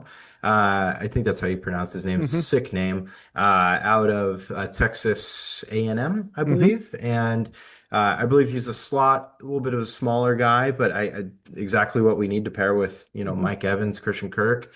I think it's fantastic. So Hmm. I like the prospects of him. If Sadiq wants to stick around and somehow drop to 27. I highly doubt it. I would love to have him as a second fiddle to Kittle. Oh, that rhymed. Hey, zinger. If we don't do that, then I think we look secondary. I think or we look to see if there's a good O lineman available. A Hmm. little bit more boring, but needs Yeah. positions. But I really hope there's a good wide receiver out there. If Malachi Lemon Hmm. wants to stick around, Mm-hmm. Yeah, take him you too. never know. You never know. NFL mock draft has you guys drafting an offensive tackle, Caleb Lemieux out of Hmm. Utah. So Oh, I okay. think, we'll be behind Trent Williams, but um Trent Williams is 38. He's getting up there. So how many more years? Like this is could be your future left This tackle. will be it. Hmm. Yep. Oh, yeah, not bad. Casey Concepcion is going 26 to the Buffalo Bills, so right before. Of course. Of course. Of course. That's how it'll be. And it makes sense. Bills do need receivers. Hmm. So yep. Yeah. No, that's good. For my Ravens, if I had to choose, I want to go tight end. I want Kenyon You Sadiq. son I of a think he bitch. drops right there. And the I'd hate big you thing, so much, dude. we need offensive support. We need that blocking. Double tight end is what we've always been successful. We still have Mark Andrews, but we lost um uh whoever. I already forgot their Isaiah names. Likely. Isaiah Likely to the Giants.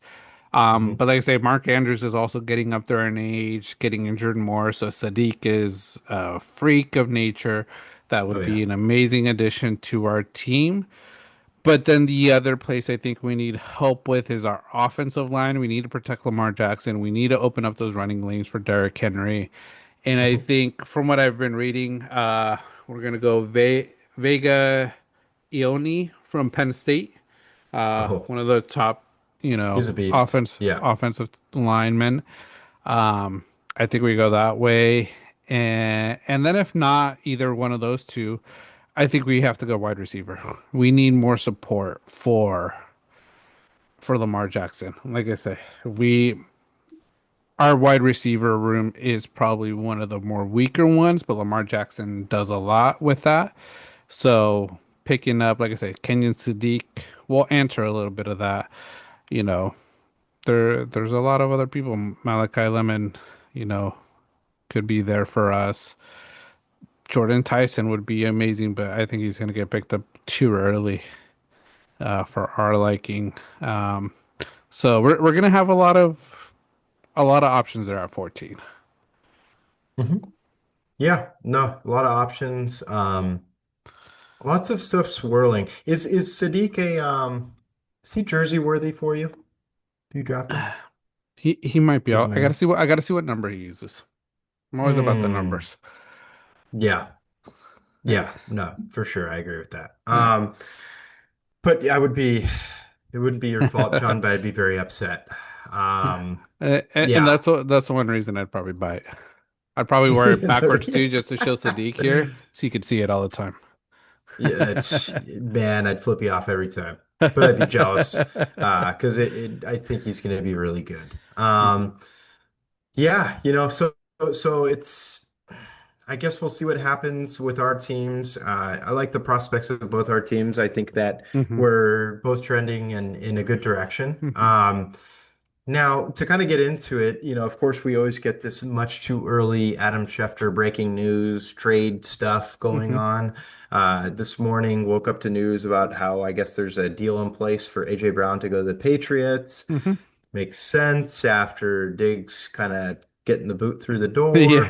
door. Um, and, steps right in. AJ Brown kind of, for in my opinion, kind of created a lot of his own controversy, it seems, with the Eagles. So he leaves, and I'm sure Patriots gave up some decent draft picks to the Eagles to go draft some more Georgia Bulldogs. So good for them. Also seeing some rumblings. I saw something, I forget what website it was. I guess the Chiefs wanting to move up to the Jets number 2 pick. Don't know how they're going to do it. To try to draft Arvell Reese, I guess, out of Ohio Ohio State. State. Which I don't know if would you if you say you ran the Chiefs, John. Mhm. Um, would you go for Arville Reese, or would you just go Jeremiah Love to pair with that offense? It's a hard one. Their defense needs some support, but they signed Kenneth Walker. So like I Hmm. said, they have that running back. Do you pair like I said, drafting Jeremiah Love? it's a little bit of a slap in the face to Kenneth Walker. Super Yep. Bowl MVP coming into your team and you're drafting pretty much his replacement. He's not going to Yep. be motivated. He's not going to be happy. I don't think they do that. I think they stay where they're at. And it's sort of one of the questions you had most on the line in the draft. I think KC has a lot. They got two picks in the first round, number 9 and 29. Like I said, could they make a jump to number 2? Yeah, I think they have to give up the 9, 29, and maybe next year's 1 to jump to number 2 for the Jets. But I don't think they do it. I I think they maybe also trade out because, like I say, I don't know what Patrick Mahomes is going to be, but I think they're one of the teams with a lot on the line. The other team I was going to say, just because they have two picks, the Cowboys. That's a team that just needs to, Yep. America's team. You just got to figure it out. And two picks, um, they need to do something. They certainly do. Yeah.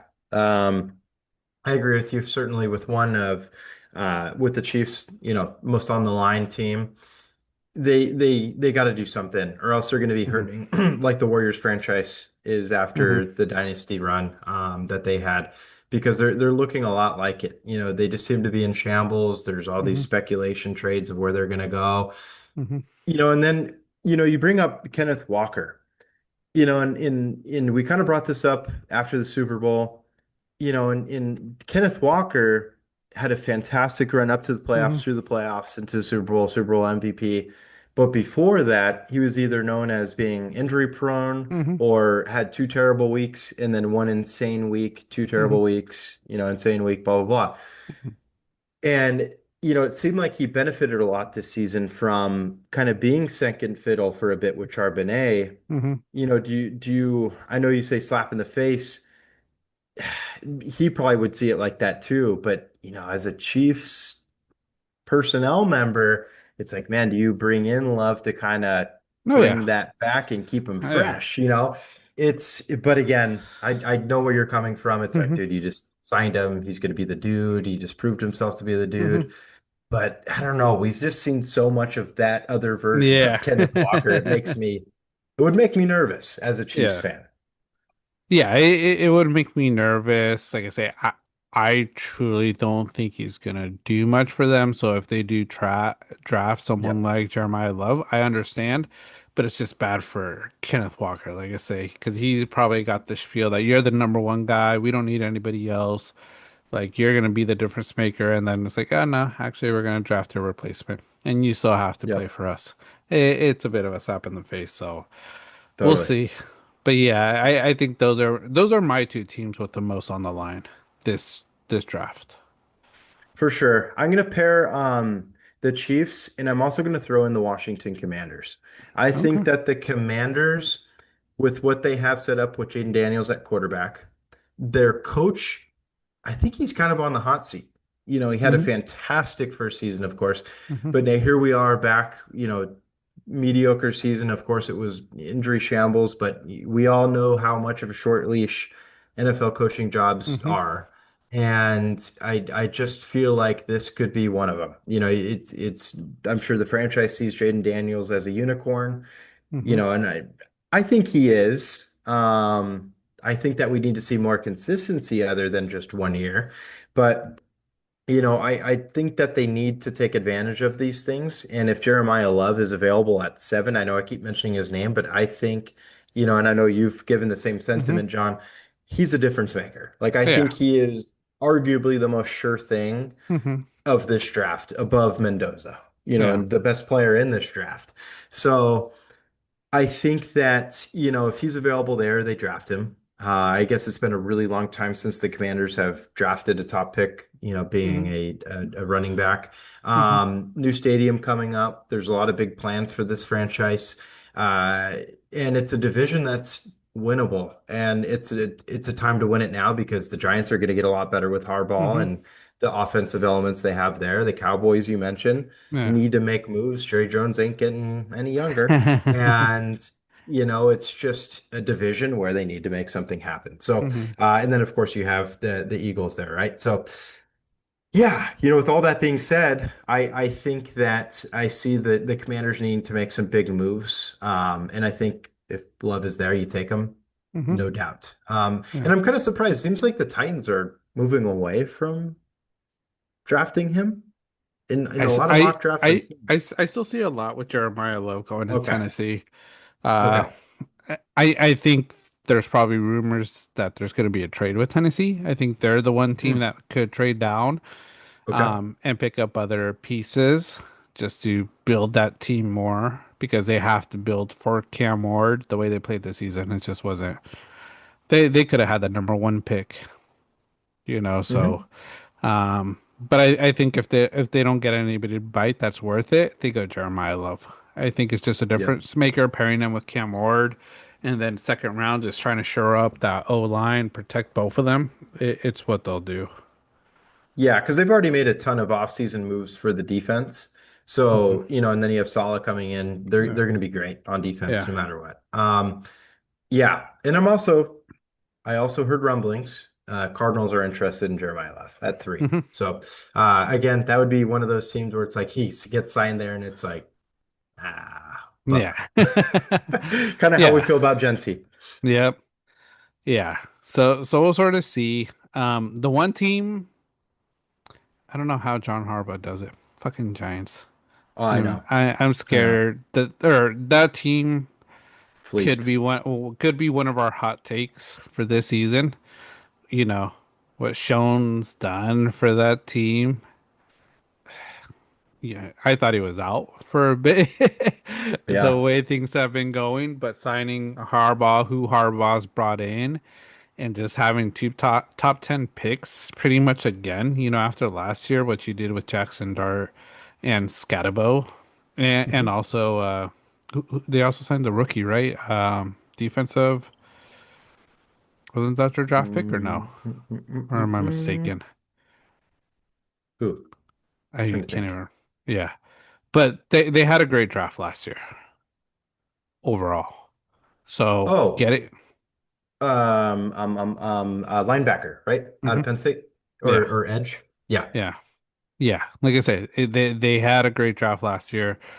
They could Mhm. have a good draft this year. What I'm looking at right now per NFL.com, and this is as of like 17 hours ago. Number 5, they go Sonny Styles, Ohio State linebacker, and then at 10, Caleb Downs, safety, Ohio State. That defense Crazy. could be very scary. Oh, it's going to be insane. Yeah. No, and I think showing his biggest move of his life was getting Harbaugh because Harbaugh's the one making all of these damn moves. Hmm. Like it's got to be all him. And Yeah, then Schoen's just putting his ink on paper and makes it look good. yeah. So it's just, he's feeding off of that. Sonny Styles was absolute freak at the combine. Had a great season at Hmm. Ohio State. So he's going to be somebody that, yeah, he's seen as a really high pick. And then pairing that with, fellow Ohio Stadian, Hmm. Caleb Downs, it makes a ton of sense.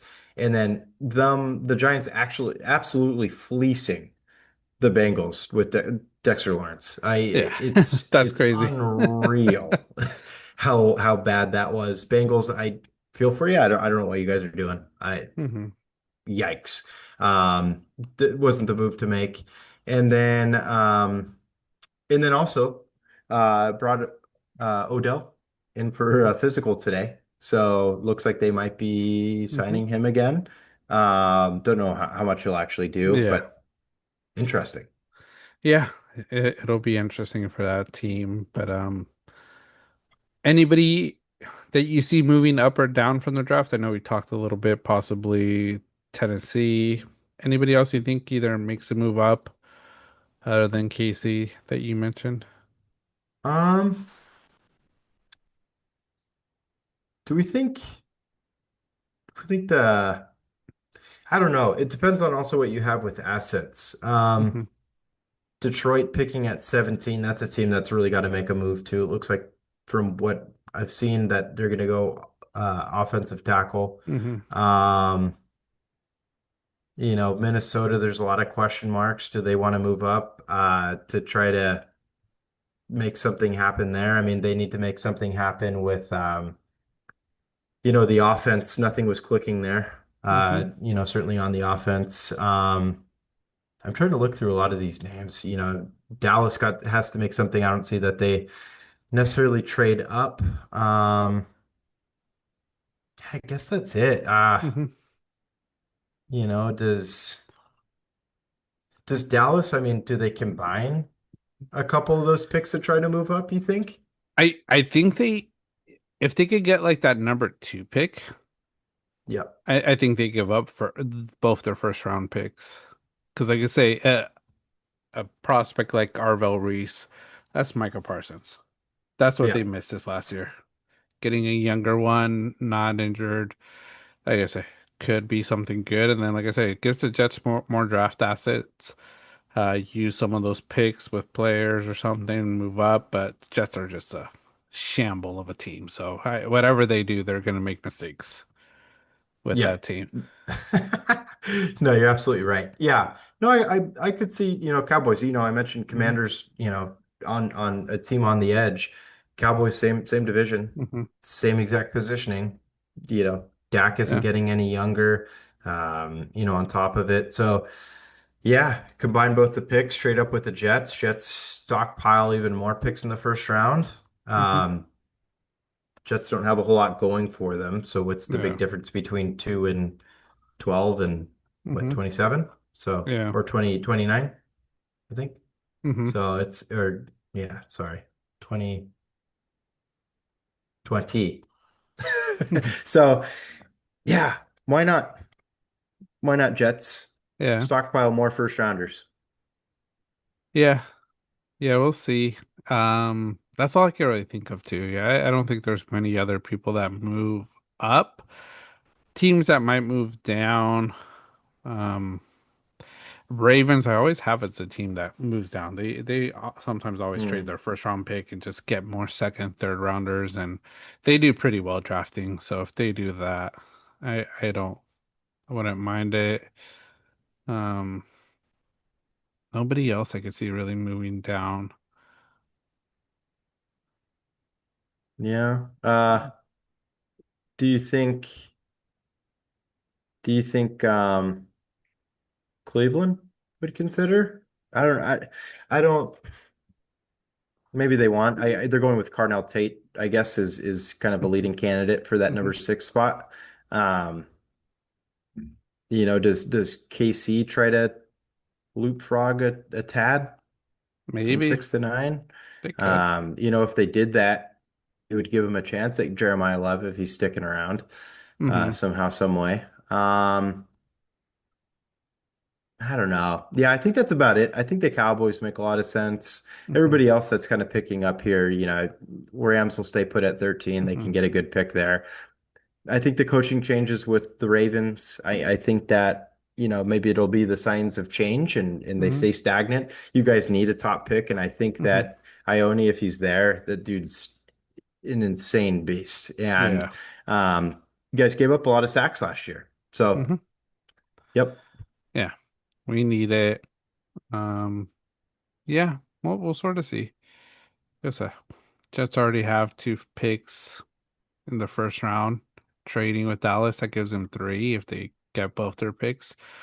That's maybe a good start, but like I said, are they gonna fumble it? They most likely will. Sorry, Jets fan. Yeah, it's just the Jets way. There's no Hmm. hope. Yeah, but that's draft talk. Anything else, Tim, with NFL draft this week?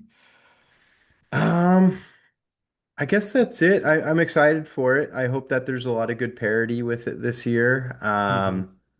I feel like, there's a lot to look forward to with these draft Hmm. picks. I feel like this is a very good draft. Hmm. I feel like that there's a ton of great talent in it. Depend positionally, Hmm. QB, there's not a ton outside of Mendoza. Um, but I'm very excited to see how it plays out. Hmm. That's about it, though. I hope Schefter doesn't get too annoying with And I like Schefter. Don't get me wrong. I do enjoy Schefter. I think that the way he announces news and stuff, I just see way too many clips of him this time of year, just staring down at his phone on live TV, and I'm like, why do they even pan to him? Yeah. Like just let him be in his moment. But I guess it just draws the attention and Hmm. everything. But I think that we're going to see a whole lot of that on draft Yeah. day. Yeah, we will. Like I said, there could be a lot of moves. Like I say, we can't think of any, but because of like the pool for this first round, there could be a lot of temptation, people pulling the triggers, some people trigger happy. Hmm. But yeah, we'll sort of see. It'll show the true genius GMs versus those newbies that are just trying to go for name and make a difference quickly before they get fired. Exactly. No, that's exactly right. It depends on yeah, who's out the door Yeah. possibly after this year, who's very complacent and you know firm in their ways. Yeah. Um, but yeah, no, I think we feel pretty good. You have a new coach. I think Hmm. Shanahan's good with the Niners for now, and at least our teams are pretty consistent from here Hmm. on out, hopefully. Yeah. Yeah, but that's NFL draft. We'll go to a little bit NBA updates. We could talk a little bit about the in playoff game. I know the one we'll talk about, Warriors Hmm. Clippers. I think we discussed it. Tim sort of predicted what the game was going to be, up by 14 for the Warriors and losing it in the fourth, but he Yep. tricked us by saying it was the Warriors, but it was actually the Clippers that did that, up by 14 and pretty much blowing it in the fourth. Big surprise for me. I truly thought I was talking to Chris earlier in that day. I was like, I think Clippers have this. I don't think Warriors will want to go further in because it's just not even worth it to try to make it past the play in game. Because like I say, the team isn't that great. And just rest, get ready for next year, and try to make a run next year. But they came out shooting. Steph, Draymond. Hey, props to you guys. Us Clippers, just we just suck. And what just makes it worse? Like it's the one thing I always think about, and like I said, the one thing I'll say is that's why I'm happy the Ravens draft or the Ravens trade with the Raiders didn't go through because Max Crosby can be a difference maker, but there probably were question marks from their doctors about injury concerns in the future. But it's like what we gave up for Paul George, all these players, our number one pick, which is a lottery pick, going to OKC, which Hmm. sucks. Hate to Yep. say it because OKC is already just a dominant team with all the fouls they get, having the Zebras on their side. But if this becomes a top pick, like I will be angry because I remember when we traded with Cleveland, it wasn't even like the number, we weren't even favored to be number one. We were in the middle of the group, but we traded our first round pick for, I can't even remember this player's name because it didn't even make a difference. But that first round pick was the number one pick, and they got Kyrie. I'm like, imagine Hmm. Kyrie on the Clippers. We could have done so many different things. Hmm. So it's just frustrating, but hey, we're in Cancun. You joined us a few days after. Um, yeah, that's all I gotta say about that game. Yeah. We saw, Steph Curry. Man, what a Hmm. beast. He was wearing the Kobe's that day. Yeah. So I think that Kobe was with him that night and just Hmm. was an absolute beast. Those Kobe shoes did save him from I saw rolling his that. ankle on that I saw celebration. So that was that. nice. Because yeah, don't want to mess with those ankles that Curry has. But absolute freak. The shots he was making, the way he was playing. Hmm.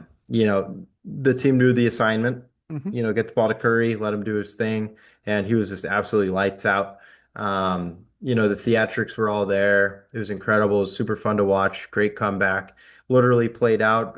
We'll chop it up to reverse psychology Yep. on my part because that polar opposite happened, surprisingly. Yeah. But of course, all great things can be Hmm. short-lived. And that's the case where, we got pretty beaten up against the Suns. And the way that Kerr was talking at the end of it, I brought it up a couple weeks ago, just about Kerr replacements, because it kind of feels like it was the end of it. Hmm. And quite frankly, the talks that he was having with Steph and Dre at the end of the game, and Draymond now coming out with a quote saying felt like that was it with Hmm. Kerr. I think we've seen the last of Steve Kerr as head coach of this team. I don't know if he takes some type of other role you mentioned, Hmm. possible GM situation. I'm not a big fan of Mike Dunleavy. I am a fan of Mike Dunleavy, the player he was. He was always fun on those Warriors teams. But as GM, he hasn't cut it for me. Hmm. We haven't made the right moves at the right time. We've given up, look at what Kaminga, did, his first couple games out that he had a chance. Obviously didn't equate to too much after that, but it just, yeah, it just maybe Kerr would be interested in stepping back into a GM role. Obviously, he has experience with it previously. Don't know if that's even a possibility. Maybe he just has some advisor role. But seems like we'll be looking for a new head coach. I don't know Yeah. what direction we'll go. It'd be kind of cool. I mentioned Del Curry. Hmm. I think that'd be pretty sweet. Sweet. He's around the game Yeah. every season. So I don't know. There's a lot of question marks when it comes to the Warriors this offseason. I Yeah. don't know what direction we're going to go. Don't know what we're going to do. One thing I hope we do is get rid of Doo with the pods and let him hit the road because I'm done with him. Uh, Um, yeah, seemed like there was a lot of sentiment agreeing with the teardrops don't drop, and yeah. he's Uh, just not a yeah. fan. Oh yeah. Dan Hurley, I still think he's a perfect candidate. God, it'd be Pair great. pair him with Kerr as GM. Um, Yep. could be that little difference you need for the few years you have Curry left. Yep. Kaminga, we'll talk a little bit of playoffs right now. Kaminga had a good game today. 35 minutes off the bench, 19 points, plus 10 differential. Telling you. Hawks won 107, 106. So helping Atlanta get a playoff win. So beat the Knicks. I, and I want either you to answer this, Tim, or maybe New York Knicks fans, but they're gonna come eat me alive. I see a lot of videos of them Hmm. celebrating wins, which I enjoy. Those fans are passionate fans. But I kept Yep. on seeing videos, and it looked like they were recent videos, but they keep on talking smack about Trey Young when they're playing Atlanta, but Trey Young's not even on Atlanta. So is it just they just love to troll Trey Young or something? Like I'm curious, like because I was thinking, I was like, this dude's not even on the team anymore. He's in Washington. Yeah. Exactly. Um, yeah, I don't know. I just does props to Trey Young for leaving such a great footprint, I Yeah. guess, with Atlanta, that they're still referencing him. Yeah. I guess there's nobody else that they really want to pick on. CJ McCollum went off on him tonight, Yeah. had a phenomenal game. Um, yeah, I don't know what other direction they want to go. I guess it's kind of funny how long Trey Young has lived in their heads rent free. Yeah. Um, yeah, Knicks fans, quite frankly, I think after all these years, they're just quite delirious. They Like could I be. just I and I get it.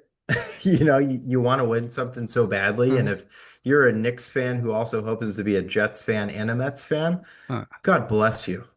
yeah. God bless your soul. I, Yeah. I would I would still be upset. I would choose to be upset at Trey Young than the actual real problems with each of Yeah. those franchises. Uh, I think that's the best way to think about it. Um, One thing I do appreciate with the Knicks Hmm. is Karl Anthony Towns. We got another great segment out of him with that Gatorade flavor that he was thoroughly enjoying.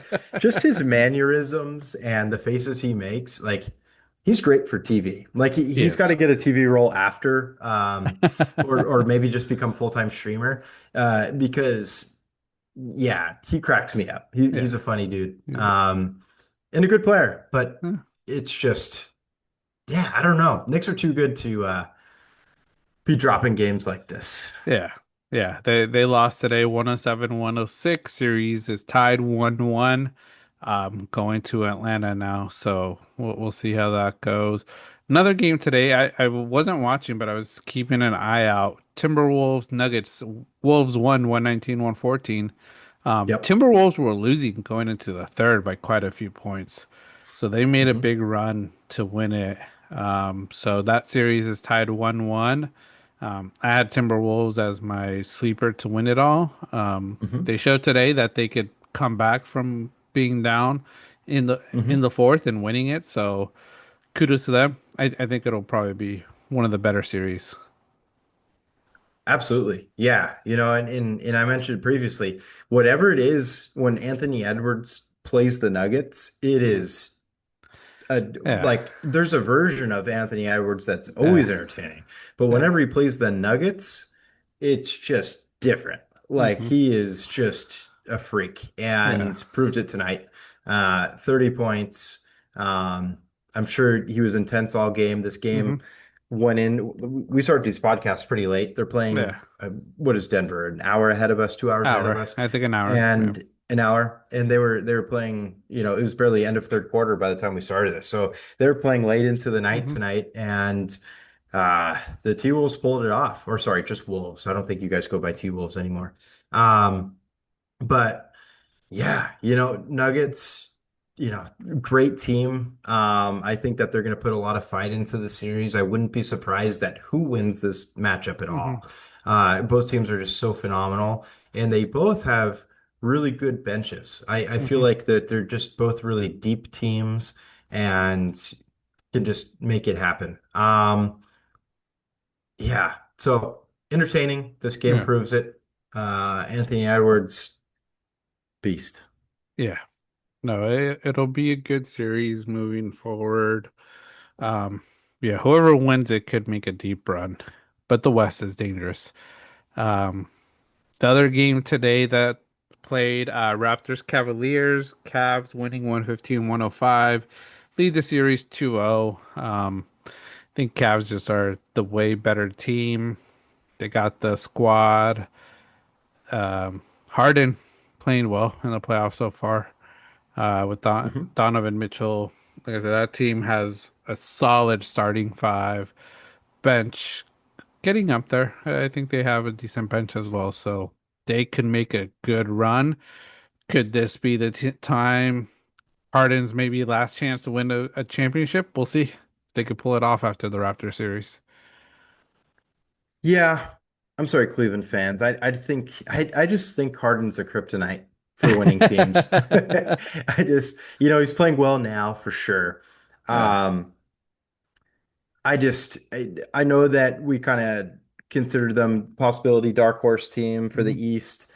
I just think that, Pistons and Boston too much of a force to try to get Yeah. through. Um, but I think that this is a very sweepable series for them. Hmm. Yeah. I don't think Toronto poses much of a threat. So yeah, Cleveland will win this one and, kind of work their way through the next. But yeah, I just playoff Harden. Yeah. Yeah, We'll see. he's great. Don't Well, get we'll me see. wrong. It could be that one change. Look, Kaminga got You're to right. change up. Kaminga got to change of environment, playing well in Atlanta and helping them in the playoffs. So could Yeah. be we could see it in the second round when it's a tougher team that he just is that kryptonite. But who knows? Yeah. Yeah, Could happen. yeah. East, the other two game or the other two series, Celtics versus 76ers. Celtics leading that 1-0. They Hmm. play again tomorrow. That'll be a tough matchup, but like I said, Celtics look like the favorite so far in the East from what I've been reading a lot. Family wise, they'll be happy for it, but we'll sort of see. Absolutely. Yeah, no, it's uh first game, Boston dominated, right? Hmm. They Yeah. they won by quite a bit. And I think, on paper it was a certain way, but I think just in the game itself, it was pretty dominant win for the Celtics overall. Yeah, they won Hmm. by 32. Yeah. It's a hell of a squad. Um, I thoroughly enjoy their head coach. Hmm.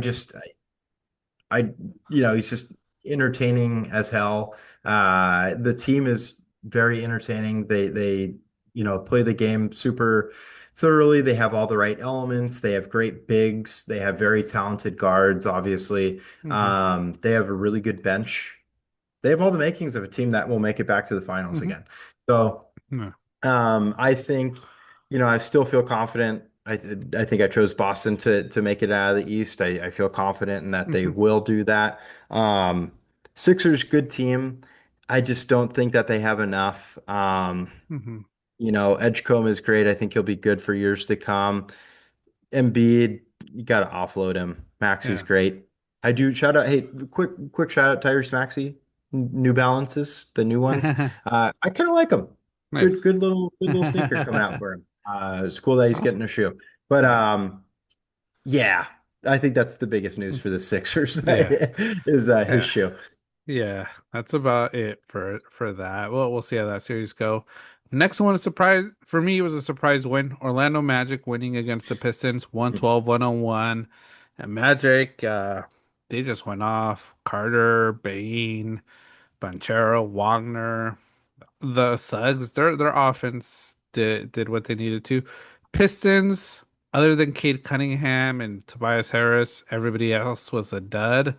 Um, are these teams exposing the Pistons? Because did we really think Pistons were going to be this good this year? I didn't. Thought they were going to be great, but Cunningham is doing what he needs to do, but I don't think he has a supporting role to the supporting partners in those roles to help him win it all.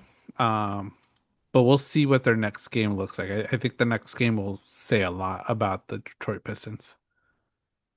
Yeah, there's no doubt. It really seems like the forwards and center position for the Magic really dominated Hmm. that of the Pistons. I think that's the biggest discrepancy in this game. Cade Cunningham, phenomenal game. Hmm. Uh, he shot nearly 50% from the field, 39 points in 40 minutes played. It's good to see him back on the court, of course. But Jalen Duren, minus 21 on the court. That differential can't happen. You No. pair that also with Tobias Harris minus 15, Usar Thompson minus 5. Cade Cunningham Yeah. was near even the Yeah. time he was on the floor. So I think that just between Wendell Carter Bonchero, Franz Wagner just dominated Hmm. the bigs, Yeah. in that game. So Yeah. see if they make some adjustments. But yeah, I don't know. Pistons, I agree with you. I didn't know that they were going to be this good this soon, but Magic just has to keep playing like that, I guess. Just Yeah. hold off Cade. Hmm. Yeah, I think they have to keep on playing to make it further. And like I say, if they win, they go against Cleveland because it looks like Cleveland's going to come out. I think they could beat Cleveland, Yeah. and imagine them in the Eastern Conference Final. Who would have said Orlando Magic Eastern Conference Final appearance? Nobody had that on their bingo card other than maybe the few loyal Magic fans. That's right. Absolutely. Yeah. No, because for a while there it was like, kind of man, Hmm. they were blending in, kind of thought, Yeah, they'd be a little bit more dominant, but um yeah, I wouldn't have had it, yeah. and the way that they're playing, just mentioned that the bigs for the Magic, I think could play a force and beat the Cavs. Hmm. So Yeah. we'll see. And then on the West, the other games.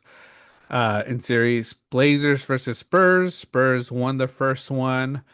Hmm. Um, I think it'll be a competitive matchup. Blazers, their bigs got sort of shut down other than Denny.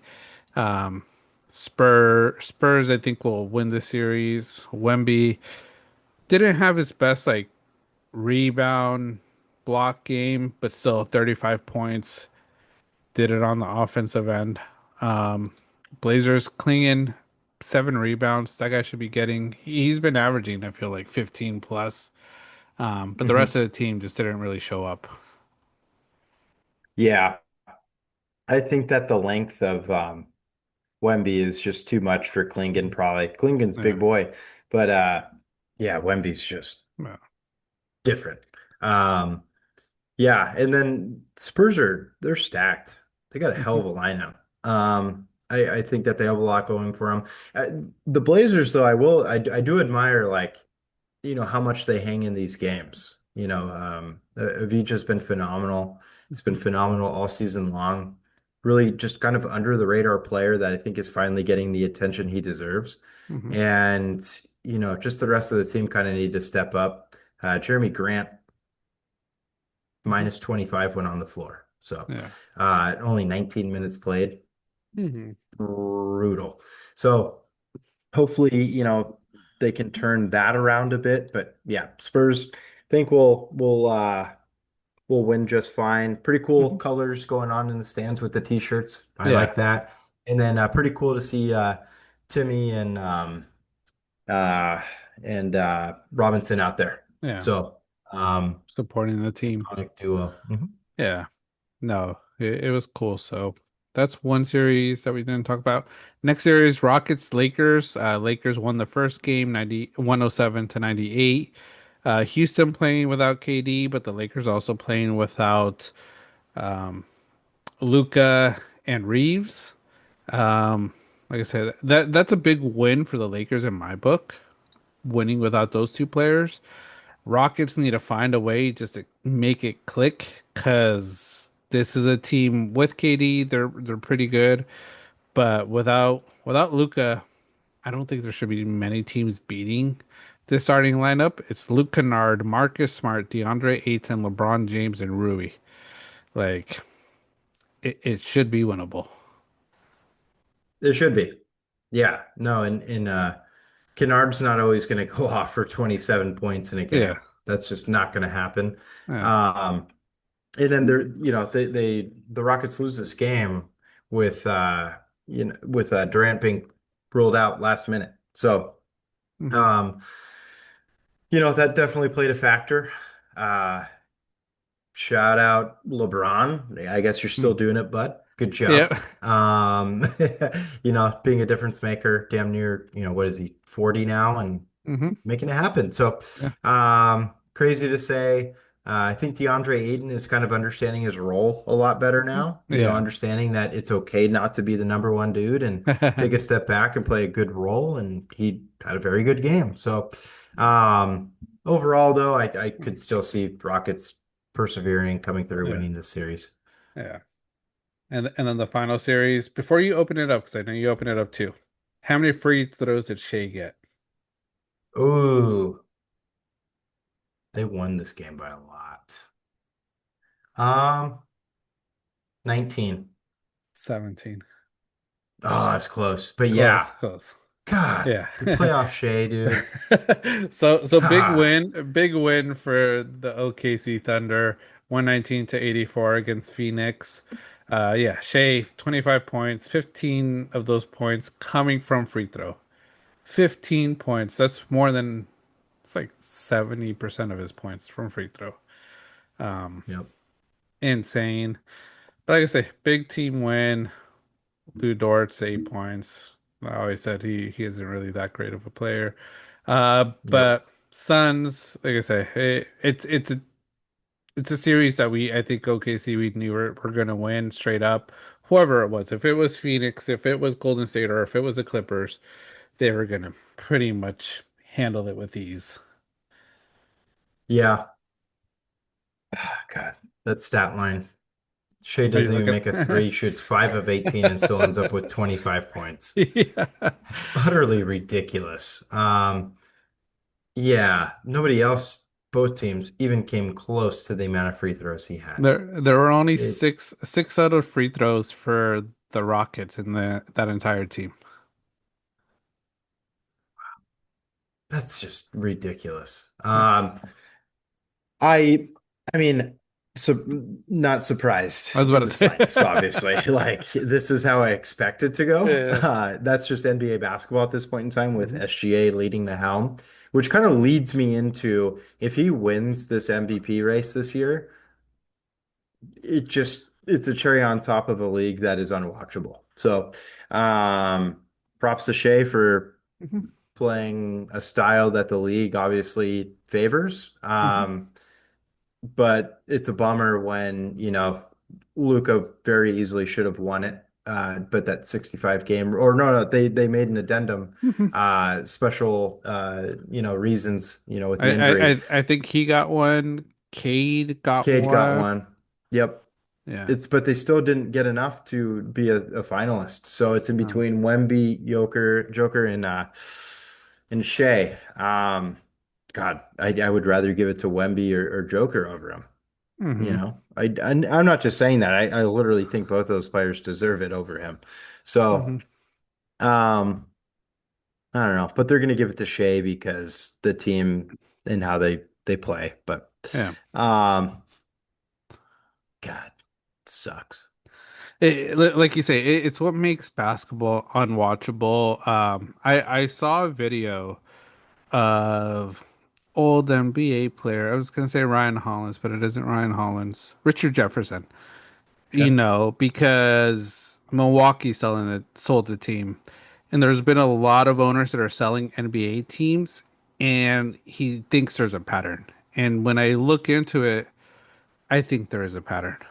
I think they know that NBA is going to start going down in a few years because of this, because they're Hmm. losing viewers. People say it's still relevant. People watch it. Yes, a lot of people watch it.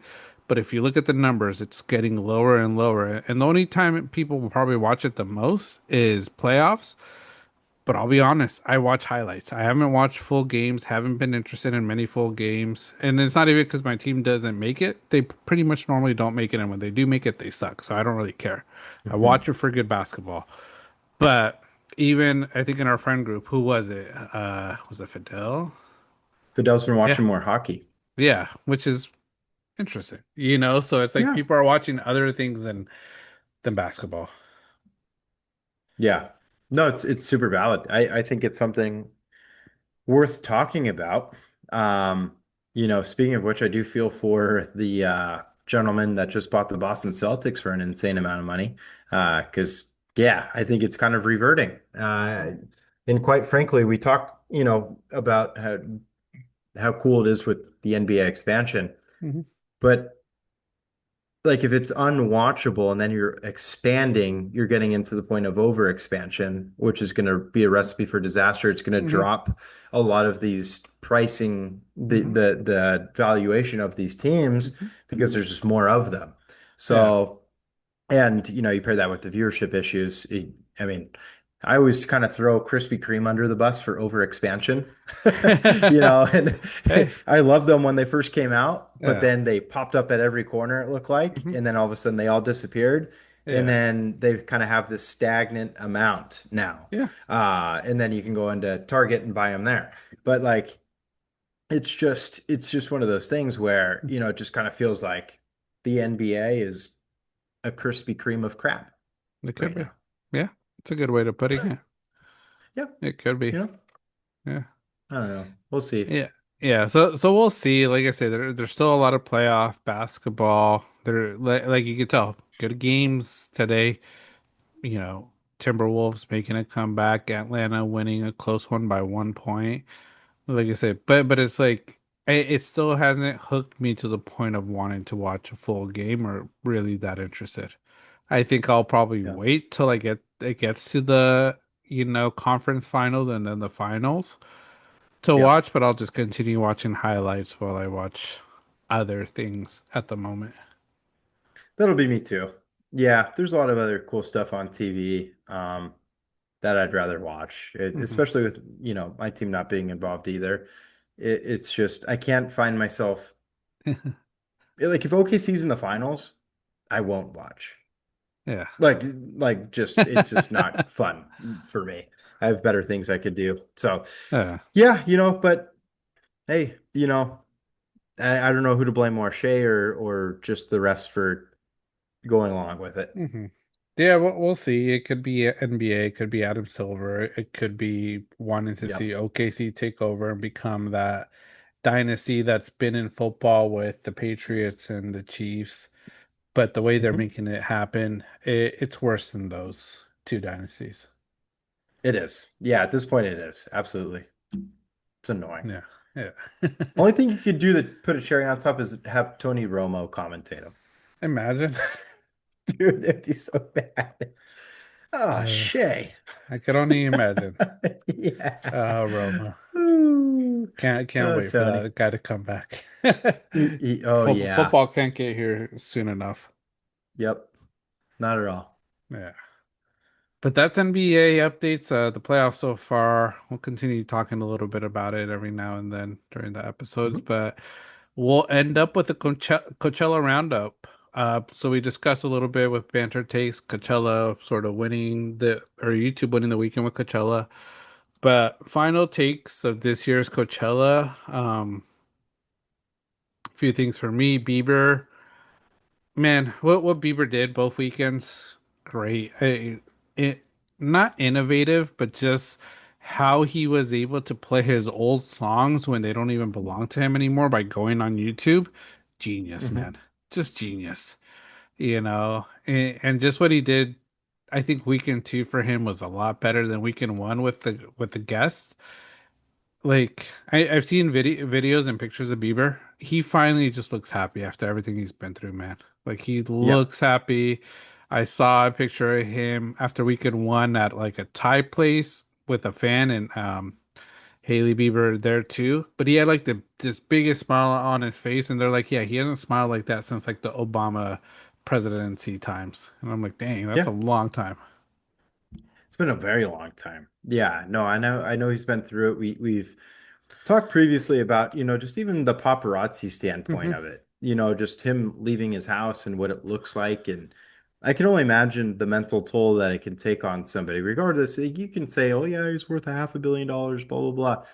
But dude, like, money can, oh, it can bring you places, but we all have the same, Yeah. makeup in our brain. So, it's genuinely great to see how happy he's become, especially getting back to performing the way Hmm. he always did before. I agree with you. I think the YouTube thing was an incredible, genius way to Hmm. kind of cover it, and made a whole lot of sense that with him selling his song rights previously, Hmm. um, you know, I guess he could play about half the song, quarter of the song, Hmm. without Yeah. getting any trademark issues and stuff Yeah. like that. And YouTube is a perfect place to do it. So, it was pretty cool. It's a great way to, obviously, he has a really long list of songs, so it's a great way for him to kind of touch Yeah. a little bit on each one, make it his own. And then also his fan interaction. Like he's Hmm. walking up into the first row of the stands. And, I saw like three or four clips of different angles of him singing along with this girl Hmm. and one of his songs. And, she knew it lyric for lyric. He was singing Hmm. it right to her. And it was really cool. He's getting back to how he was before. And then hearing a lot about this Billie Eilish Oh yeah. One Less Lonely Girl coming up on Yeah. stage. I Hmm. guess that was like a lifelong thing for Billy. So Yeah.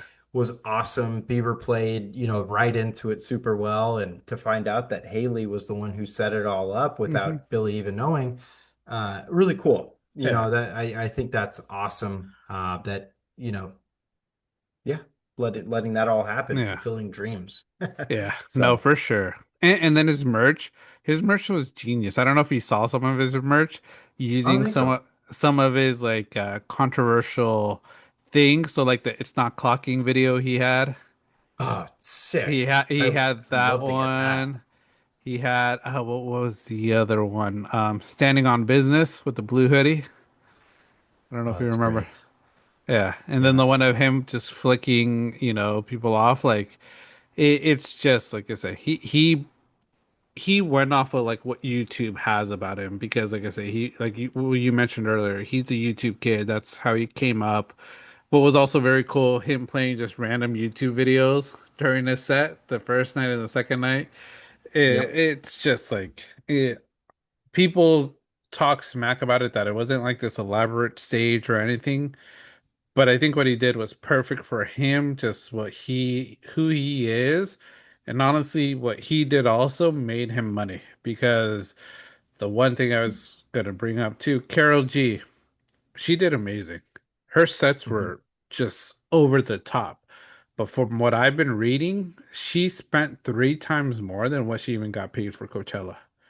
So she Whoa. put money into it. But like I say, the potential of her future of what's going to come from it, life changing. Because like I say, people loved it. People are going to want to go to her concerts, sponsorships, everything she's going to get out of this is going to make that money and more. But like I say, Bieber's going to do the same. I think he'll probably announce his tour soon, but he made money off of Coachella where everybody else pretty much spends the money they get paid. Absolutely. Yeah, no, it's money well spent. Use it as Hmm. marketing. I see Carol G brought out J Balvin, Ryan Hmm. Castro, Peso Pluma, and announces a Becky, tour on top of yeah, it. yeah, Becky G too. Becky G, that's freaking awesome. Hmm. And then I guess there's somehow she debuted something with her Reeboks. Hmm. Reebok brand stuff. So, Yeah. you talk merch with Bieber, you can talk merch with in just fashion lines with Carol G. It it's really genius the way Hmm. that they can take it to these lengths. Hmm. Sabrina Carpenter, we mentioned her, obviously, big time with like how she, her tour that she previously had was, Yeah. she brought out, celebrities Hmm. for, like finding that, the dude in the crowd, Yeah. at each of Yeah. her shows and, um, just the theatrics that she accompanied, Hmm. for her performances were really awesome. You could tell that she Yeah. put a lot of time and money into it to make it happen. So, Yeah. Yeah. And she had a pretty good weekend too. Had a great, her set, all that was great. But I think a lot of people are probably going to start going to weekend two more because the surprise guests are bigger too. Sabrina mhm. Carpenter, first weekend had no guests. Second weekend, Madonna That's crazy. came out. Madonna playing Vogue and Like a Prayer, two iconic songs. So people couldn't believe it. Yeah. I mean, hey, that's the way to do it. It's the way you time it. I remember back in the day that we went to go see Taylor Swift in concert. This Hmm. was back when she was still kind of just in arenas that's still Hmm. massive. But one night she brought out Jason Mraz, and Hmm. the next night she brought out Bieber, and we were lucky to be at the Bieber one. Yeah. And it's just everybody knows a guest could be coming, but if it like, you get a Madonna Hmm. or you're watching Carol G and you get Peso Pluma, everybody's going to go berserk. Like Hmm. it's super cool. J Balvin as well. You like, Hmm. it's man, it's just brings up the possibilities of even future collabs. What else will it Hmm. mean? Um, if you're able to pull so and so, oh, you're big time. Like Yeah. you brought out Madonna, so um, really cool. Yeah. Yeah, second weekend might be the ticket. Yeah. Yeah. Because second weekend, another big guest that came out. Um, Olivia Rodrigo came out with Addison Rae. So Ooh. big name that's been on my list for headlining Coachella next year, and maybe this is the sort of like little driving force that yeah, it's gonna happen. Hmm. Yeah, So precursor. I yeah, like it, John. signs for more. Somber, he had Billy Corrigan first week, second week brought out Billy Idol. So like I say, Oh, he wow. had a great set as well. Hmm. Um, and then the other one I know a bit, Moby. It's the same guest, but it isn't like a big name. Jacob Lusk. So if you hear the Moby, guest Jacob Lusk during Coachella, dude, Hmm. that dude's voice is angelic. I don't know why. And every time I hear it, I'm just like, oh, Yeah. you Yeah. know, Gotta listen then. yeah, Man. Yeah. You're just like, dang, how do you hit that pitch? yeah. Yeah, Yeah. so but yeah, that was one of the big things for me. And then, I read a little bit about Moby. Moby, all his earnings from Coachella, he is donating to animal rights organizations. So like I say, he's doing this for free for the fans and Cool. for a cause. So kudos to Moby for that. That's awesome. Hmm. Yeah. No, money going the right place. Yeah. Wow. And he's gonna be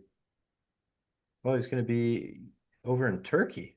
Yeah. See, is he from overseas? Oh no, he's from New York. No. Yeah. You're, Wow. But wow, very cool. Okay. yeah. I gotta look into him. Yeah. He looks familiar Oh yeah. You'll know his songs once you listen to them. for Um, sure.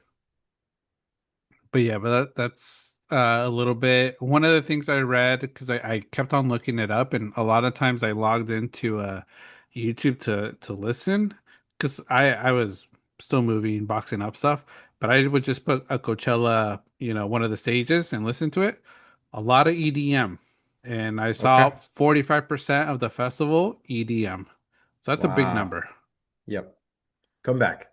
Yeah, The comeback that we've wanted to see. So, yeah. no, it's great. Yeah. Was it anybody have a bigger set that like did Cascade perform a little bit longer this weekend, or was he No, just more of a guest last week? well, he did the same. I think he closed out the night. Okay. The one I saw a majority of it. It was cool. Maya, who the guy that didn't perform weekend one Oh yeah.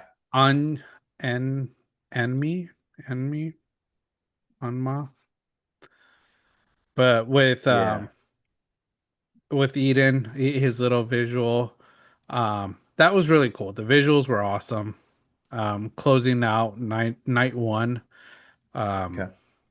yeah, if you haven't seen it, you should check it out. Like I said, it just really brings a lot of that. And I see why they canceled it because he does get lifted. His little like Mm, throne stage area, they lift it up in the air. So I'm thinking the wind was just too much and probably a risk to lift okay. him up.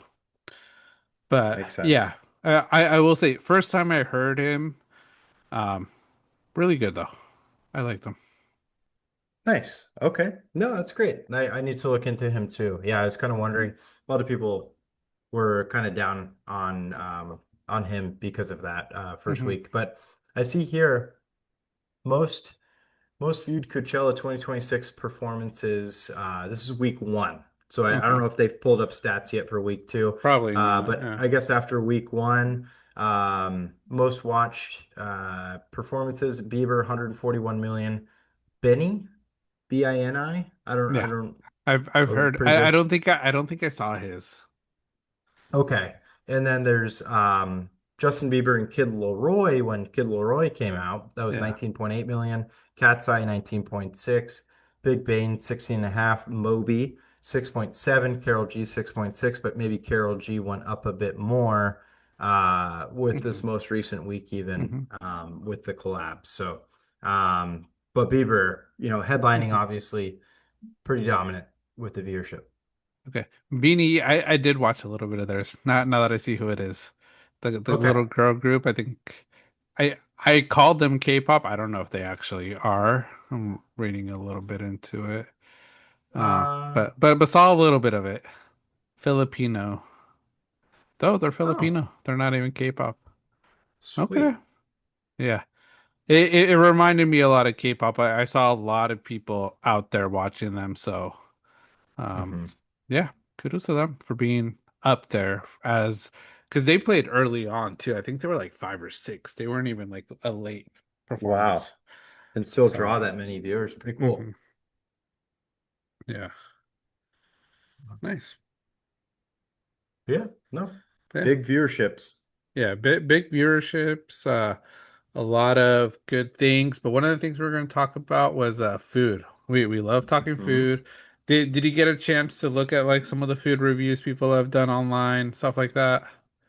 Yeah, I saw a few. I know you, I believe, sent one just with some of the food that was available. Hmm. I know that some of the pricing obviously Yeah. continued to be outrageous. Yeah. So there's one, and I think these are all this year, probably, but a pizza place, a charcuterie board, $40. Yep. How big, I don't know. This other one, Viala street food, a gyro. No, it's a hero. Hero. I Zero. remember. Mhm. Hero, $20. A Greek salad, 15. Greek salad with meat, 20. Falafel, 15. Wow. Getting up there. Yep. A lemonade, $10 at that place. Jeez. Um, one of the hot chicken places. I think it's Duke's. Chicken sandwich with fries, $30. Mm, Chicken that, tenders with fries, 26. You want to add cheese, $3. good Lord. And then this is Yeah. when I saw drinks. Red Bull vodka, $23. Ah, I think this one, Jameson Irish whiskey, I think it's probably just a single or a double. A single 17, double 28. Um, White Claw hard seltzer, $16 for one White Claw. Yeah. And then Coke, $7. just gotta do everything you can to sneak it in. Yeah. That's crazy. I Uh, think I saw some guy, this might have been a clip of him at last year's, but I think he got like two food items, a couple drinks. It was like 73 bucks. It was this And year. I think it was two oh, was this year? tacos, something else, and like a lemonade or one or two lemonades. Yeah. About $73. He Yeah. looks at the lady like, wait, what? Yeah. Just like utter shock. Yeah. I I've seen a lot of this guy's content. Jack's Dining Room. Hmm. He was there at Coachella. I think it was the clip that you sent me. Burger, fries covered in caviar, 150 bucks. It's Wow. insane. It is insane. Kind of an odd combo too. Yeah. Caviar on a burger. Well, the So, other one, the one I was gonna tell you about that they have $100 caviar and chicken nuggets. Mm, why? makes no sense. It doesn't. Uh, It's just like, how can we make this expensive? Caviar. Just caviar to everything. Yeah, Make it hella pricey. yeah. That's all you got to do. It's Um, insane, some of Speaking of it. which, I saw Martha Stewart has an $80 baked potato at her restaurant that has uh, just a regular baked potato, cheese, sour cream, butter, chives, and they top it with a can of caviar. So they literally said, how do we make it expensive? Oh, caviar. And so it seems like Coachella's same exact thing. Yeah, That's the way you do it. And yeah, hey, where else are they going to get the food from? They're not going to drive away. They're going yeah, to stay there, eat there. You're drunk, you've been drinking a lot, you're hot, you're parched. They're selling it at prices they know they can get. So, yeah, yeah. So it's a pricey festival to attend. yeah. Food wise, and then I was gonna go over ticket prices real quick because tickets are gonna go on sale for 2027 on Oh yeah. May 1st. Um, Wow. so and it's something I'll be honest, I was looking at with like Vera. I was like, I want to go for some reason. Uh-huh. Uh, but I look at all the different things. So general admission, weekend one, 599, weekend two, 549. Hmm. Like I say, going weekend two is cheaper, and like I said, this year weekend two was a lot better than weekend one, I would say, for some people. Yep. Um, I think what you do weekend one is there's more parties and more sponsored parties, brand parties, things like that, because there wasn't many brands promoting the way they were weekend one. Got it. So that could be the difference. GA plus 3 day shuttles, weekend one, 729, 679 for weekend two. So Hmm. pricey. VIP, if you want to do VIP, it allows entry into the venue and VIP areas all weekend. VIP pass holders may visit the GA camping areas. Weekend one, 1,299. Weekend two, Wow. 1,249. So $50 difference. Wow. Um, Car camping seems pretty cheap. Car camping, $40 per night, so 160 total to camp there, Oh. but that's where you stay. Shared shower situation. Yeah. Seen that's pretty brutal. Yeah. Yeah. Preferred front row car camping, 130 per night. So arrive at your leisure in a guaranteed spot in the front row of the lot closest to the venue. So pay a little bit Hmm. more, you get just VIP. Um, Preferred for 20 for the week, and I think that's for 4 nights because you're there Thursday night, Friday, Saturday, Sunday, and you leave Monday morning. Did we just come up with just talking through this? Might be a good time to bring the series vehicle out. It could be. It could Yeah. be. It's one place they should go test it out. Yeah, shower attachment as Yeah, well. Might be yeah, pretty good. it could be good. Outdoor shower. Yep. Yeah, Indoor shower if you want. yeah. So next I was gonna go over some of like the more elaborate stuff. So they have the luck compound of Hmm. pan camping. So that's like where they already have pre-set up tents that have like temperature controlled stuff in there, beds, Oh, up to four cool. people. But for this one, festival passes are sold separately. So you have to get the festival pass already at like five something plus this. But you Okay. get one with one queen for 650 per night, so 2,600 total, or Hmm. two twins, so you could get up to four people in it for 2,600 as well For the 3 days. for 4 days. Because you get there, I think 4 days. Thursday, and you check out Monday. It's not bad. Yeah, It's more doable. I mean, it's not great, but I mean, yeah, temperature controlled, you get AC and hmm boiling conditions. Yeah. yeah, yeah. And then you could get two queens for 3,300 or four twins for 3,300. So the different options. Pretty cool. Yeah, I'd kind of, I mean, if you have the money to fork it over, I prefer that than the camping, yeah, unless you have the series vehicle. yeah. Yeah. And now I'll go into a little bit of the more elaborate ones. So all those you have to buy your ticket separately.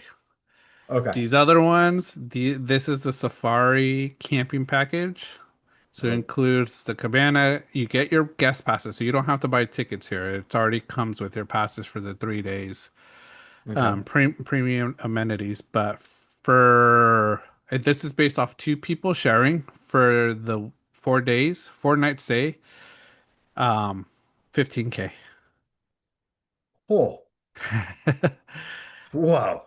So 4 nights stay in fully furnished, air-conditioned shaker style tent or cabana tent. Guest pass for 2 to 4 people for Coachella weekend one. Safari exclusive golf cart shuttle, so the golf carts take you from place to place. Access to Safari concierge and front desk. Safari campground and lounge access, and access to air-conditioned restrooms and showers. I saw it; they're a lot better than the other camping ones. Okay. Wow. Yeah. I think for that I would rent a house with a pool, Yeah. drive in Like or I said, Uber. that's the one thing. It's like, the shuttles, if you read some of the stories, nightmare situation. Yeah. Yeah. So you would sort of have to see. Like I say, some of the amenities, official event merchandise ordering and delivering. So you could order merchandise and it'll get delivered to you. Grocery, Okay. ice, and essential supply delivery, on-site massage scheduling, Oh, help with after party reservations and transportation. So that's okay. Safari. The next one, the resort. This is the one I saw, and I was like, if I would do it, I'd do it this. But once I saw the price, I'm like, I might not do it. Uh, Oh so boy. this Okay. is the resort style. Luxury. Based on two people sharing, 4 nights, 31,000. Oh. Wow, you could put a down payment on a rental house in Palm Springs for that. Yeah.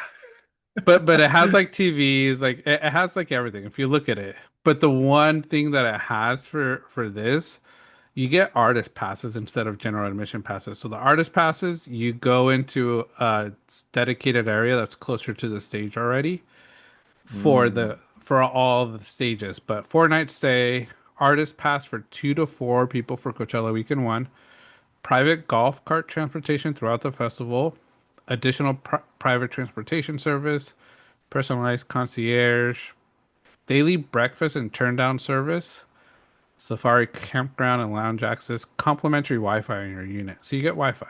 You won't have to use your Oh, data. very good. Uh, the artist passes uh, grants access to the VIP area. So shared guest viewing areas at most stages, the artist compound and artist catering. So you go into that artist area and you can get all the food that's like artist specific, Oh, and it's all free. So all the food nice. for this is free. Um, Mini fridge That'd be pre-stocked with your good preferred content. food. Yep. Daily breakfast, room service delivered directly to your or residence. Outstanding in the field, dinner reservations for two, one evening of your choice, complimentary Wi-Fi, on-site spa treatments and massage, or access to off-site partner spas available to add on. Huh. So it's just luxury. Like I said, when I was looking at it, I was like, I would do this, but once I saw this price, I was like, yeah, I'm not gonna do this. Yeah. Unless like banter like takes off and we can make it happen, we'll do it for content. But Oh yeah. 31K, Yeah. that's it's quite a bit. Yeah. No, exactly. It's just, are these the tacos that Bieber ordered? It Oh, could be. Like I nice. say, Yeah. I think that's like the Sick. one thing you might be able to get at the artist compound is maybe touching shoulder to shoulder with Mm, celebrities. So, nice. Yeah. but nothing's guaranteed. Be But sick. yeah, weekend tickets on sale May 1st. Like I say, we're not sponsored by Coachella, but thought it was interesting to go over because it's pricey. Oh, it gets very pricey. No, it's Yeah. definitely something worth going over because clearly it ranges from not only admission, but the food hmm prices to the levels of stay that you can have. hmm I know a lot goes into it, so it's just depending on how you wanna do it. But if you have the money to fork over 31 G's for, you know, Yeah. a weekend like that, why not? Yeah. Yeah. Help Banter get up there and we'll show you guys the experience of Absolutely. two dads going to Coachella, Yeah. trying a bunch of food too. Yeah, if you want to come and meet us, we'll be at the buffet, Yeah. artist buffet. Yeah, we probably Yes. would be there a majority of the time. Yeah. So who ordered this? Yeah. Oh. Uh, This, it'll be I would it'll be just, fun. that's all I would ask. That Yeah. would, that would be what I'd Who invite the wanted this kid? concierge. Yeah. So this, whose idea? They'd probably be like, "Yeah, you guys are out." Yeah. Too many questions. Just Yeah. stop. Yeah. You guys have been here the whole time. Yeah. It's almost like that Kaminga thing with the Warriors. We get kicked out because of the buffet. We're taking too much Yeah. advantage. You guys got to-go boxes or Yeah. midnight snack situation or It's like, hey, we're revoking these passes. You're GA now. You're not VIP artist pass. yeah, exactly. Downsize. You guys are cut off from the artist buffet. It was all you can Uh, eat. yeah. But Man, yeah, be that's crazy. Coachella. Like I said, great weekend for Coachella. I enjoyed it this weekend, watching it from the couch, watching it on YouTube. Um, so we'll see what next year brings. We'll see who comes up. But that's today's episode. Thank you everybody for listening, bantering with us today. As always, your support keeps this thing growing every week. So thank you.